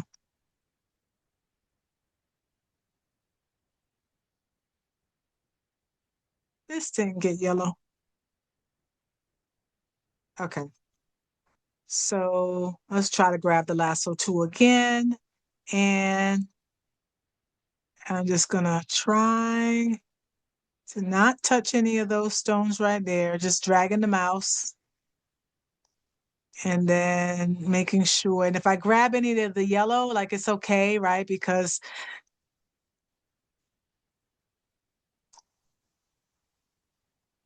and I don't think I got, oh, there we go. I got them. Yay. Right. Mm-hmm. And we bring that back out. And where's our line? Bring our layer back.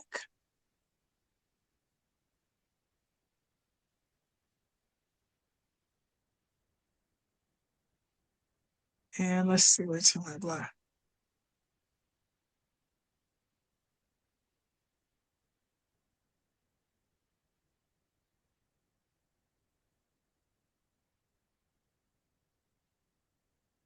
And then where's our yellow piece? Here it is.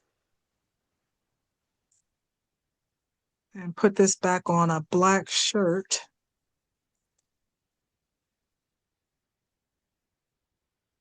And see what that looks like.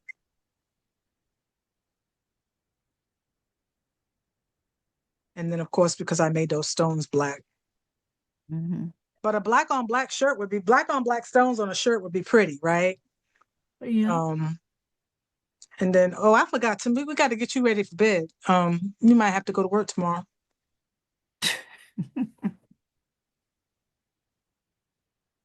but I'm gonna turn them a darker gray.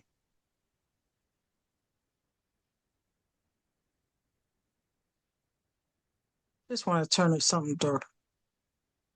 So that would kind of be like what it would look like if we had it on a black on, like if we think about black on black, right? I like that. Uh-huh. That I looks do really too. good. And it don't look too far off from our graphic that we started with. Even though we don't have all the Exactly. paint spatter and all of that other stuff, right? But like I said, if you wanted to do that, we could. Um, Mm-hmm. it would just be and the way I would do that, right? But that looks good, just that looks good to me right by itself. Matter of fact, I'm gonna take me a Right. copy of that because I don't want to mess that up. Copy, open up another page, and hopefully my system won't crash. I got a lot of dots on the screen right now.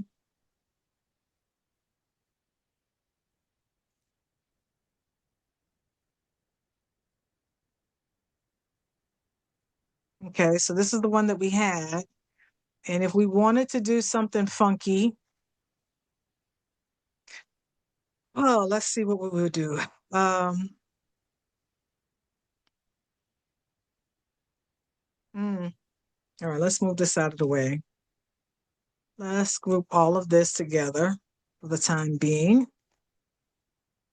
Group.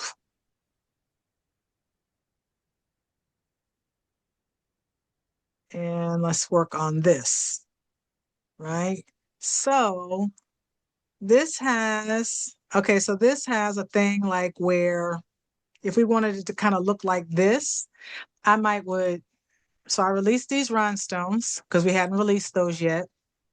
And am I happy Mm-hmm. with the spacing? Let's just see some, let's see what happens if we change the spacing out a little bit. Let's just make it, we make it 40. I think it needs to be more dense, but let's just, it did. Let's see, how does that look?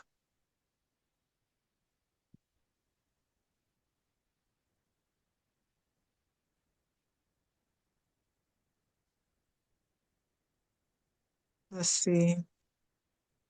I'm gonna leave it like that for a minute because that's almost 4,000 rhinestones right there. That's a lot of rhinestones. Um, so let's just And that's SS6 too though. yeah, they are sixes. Okay, so we're gonna release them. I'm just gonna head and release them.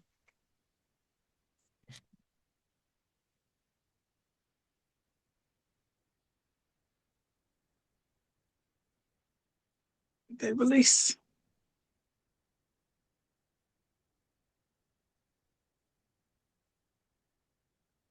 Did they release? Yes. Okay, so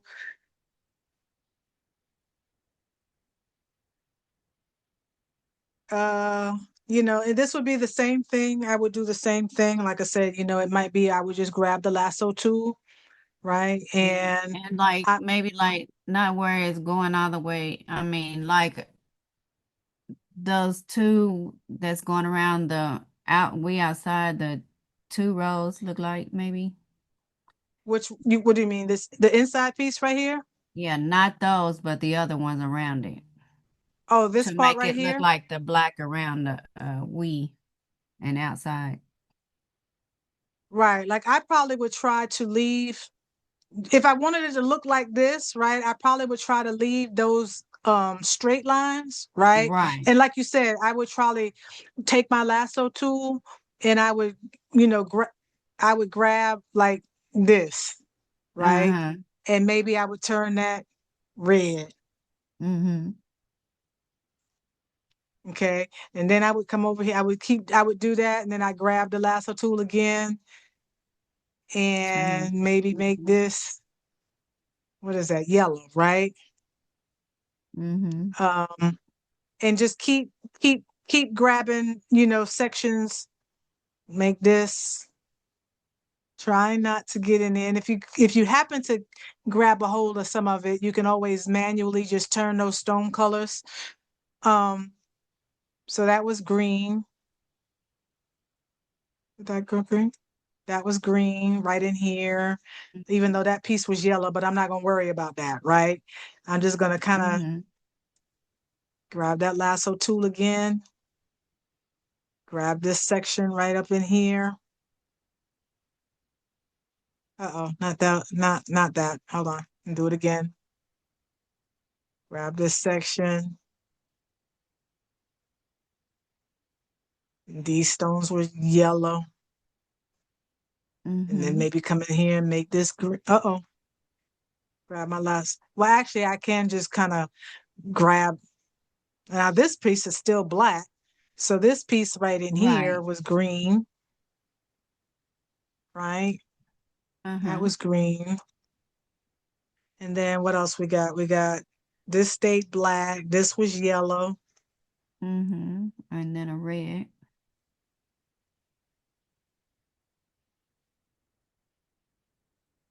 And then this over here is red.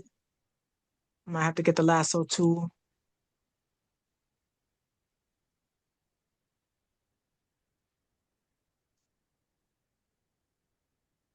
Okay, and then what else do we have? We got over here. What color we need to do? We need to do Green.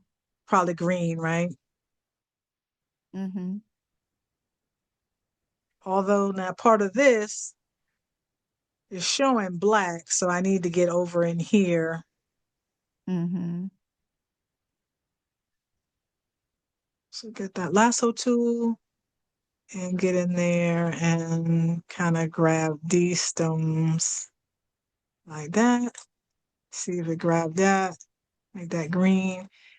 I might have to come in here and just manually, pick up these little stones right here because let me see and get that one right there.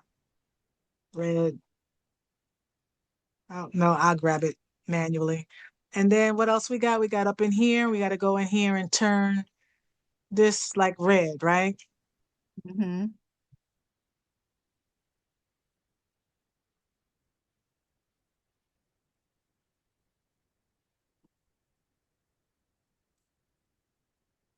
Red. All right. So now that we've done that, for the most part, we come back over here, turn that back, see what that looks like. Take our thing. Ooh, Anita, look how pretty this looks. Mm-hmm. It looks good. Oh, wow. This is nice. But you know what I think? Even though this is yellow, I might would just turn this white, right? Just to kind of, So it give it something different, a different yeah, color. just to kind of break up all the red, yellow, green a little bit, right? Like, Mm-hmm. I just think that this might be it's all grouped together. So let me ungroup it for a minute. And then let's just turn this white. Let's see what that looks like. Yeah. Yeah. right? And Mm-hmm. then I might would let's see. In this one, like this outer edge kind of was colored a Mm-hmm. little bit, even though, and this outer edge, so I might would come back and I might would try to, yeah, select some more of these stones right in here and turn Mm-hmm. them a color. Probably maybe go ahead and put that, that looks like that needs to be red. I probably make that red. And then over here, probably make this yellow. You probably need some yellow over here. Mm-hmm. I like it. But that looks that looks really good. Yep, I think It, so too. it was a lot of work, right? But you know, sometimes the ones that are a lot of work that you just actually like you don't give up on them or whatever, and you see them through to the finish. Now, who else is gonna have that? Right. Nobody Nobody. but me and you unless you sell it. No, I'm not gonna sell it. This is your But I design. mean, somebody might want it. Well, then you can sell it. It probably won't Um, be till next year. huh? I said it probably won't be till next year. Till next year. By Yeah, next year there'll be a new well, if I something say, I else. tell you what, if I make it and I sell it and I sell anything from it, I share proceeds with you. Between you, that's you and me. And you know my word is my bond. I ain't gonna tell you nothing I ain't gonna do. I know Um, it. but I think that that looks really, I mean, like I said, it was a lot of work. Um, Mm-hmm. but when it's all said and done, you know, can't nobody tell us that we ain't make that graphic in Silhouette Studio Right. look like that right there. Mm-hmm. So you don't have to have no $800,000 software program, you know, in order to do this. You just need to understand how to use your software. And you need to Right. start thinking about when you're looking at your design, what parts and pieces of the design do you need in order to to achieve the outcome that you're trying to achieve, and then use the tools that you have in order to do that. Right. Because you don't need every little bitty piece. Nope. I just showed, like I said, I just showed you. We didn't have to have, I mean, it still looks like a splatter, right? It Yeah, it still does. looks like a splatter, even though we don't have all the little extra little pieces. But who's going to want to layer all of that in? Right. Not me, right? And even Right. as it is, even as it stands right now, like it's still a lot. Because, like I said, um, let's go ahead and group it together by color and let's just see exactly what we got going on here, right? So we're going to go, you know, you go to your panels and we do select by color and we're going to go to our by fill. And we got a lot of stuff going on here and I got a lot of stuff on my screen. So as you can see, it hasn't yet brought all the colors in. Um, Right. but we do have the red. So I'm going to go ahead and group the red together. And you know, because you cut on Cricut, after you group, you want to make it a compound path. Okay. And then I'm gonna click on the yellow because the yellow is here. I'm gonna Mm-hmm. group and I make that a compound path. And remember, sometimes it will do this, it will change the color. Don't worry about that. Just go back into your paint palette if you need to see it and change the color.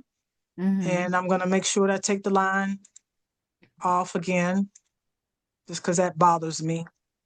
I'll go back to my panels and see if we don't have the other colors haven't come in yet. And like I said, it's because I have a number of different things on my screen right now. So my resources are low. So it's not going to select everything, but it will when I come back to it later. Um, but right now we can see we've got this yellow layer, right? Like Mm-hmm. this is not, I already say that almost this is not a beginner template to put together, but you know, but you have this Mm-hmm. layer, you got the red layer you got to put together, then we'd have our green, we'd have our black, or gray or whatever we're gonna do, and our white. So we got 5 layers. This Mm-hmm. template is 5 layers. But I do it only because, like I said, there's nothing else out there. Like I said, it's not out there. And it's different. Right. If we wanted to reduce the number of layers, right? I mean, and I don't know that we can, because we already have 3 layers here anyway. We're Right. already doing these 3 layers. And they're small. Mm-hmm. So So, yeah, I would cut it. I mean, sometimes you gotta cut it, but I mean, I mean, it's really, when you I think would about it, the cut it like design it is is. not more than 12 inches. And so, I mean, we're only going to be using about 14, 15 inches worth of flop, Mm-hmm. you I'm know. fine with it. You'd be fine with it? Okay. All right. Well, then I will try to clean it up and get it to you before June, before Juneteenth. Good Lord. Uh, I got this one to do. I got so many designs to do. I was working on, I'll show you real quick. Um, well, wait a minute. Before I do that, I'm gonna stop I'm gonna stop the recording because I think we're done. Hold on a second. So when I do the compound path, then I say save it to the hard drive. Yes, I always save everything to my hard drive, only because, like I said, saving stuff to Silhouette's library, if if they're if you ever they lose their servers or whatever, anything you may have saved to their library, you might lose it. So I always Okay. save all my stuff to my own computer. I have an Right. external hard drive, so if it gets too full, I just take stuff and put it on the external hard drive. But I was going to show Right. you, so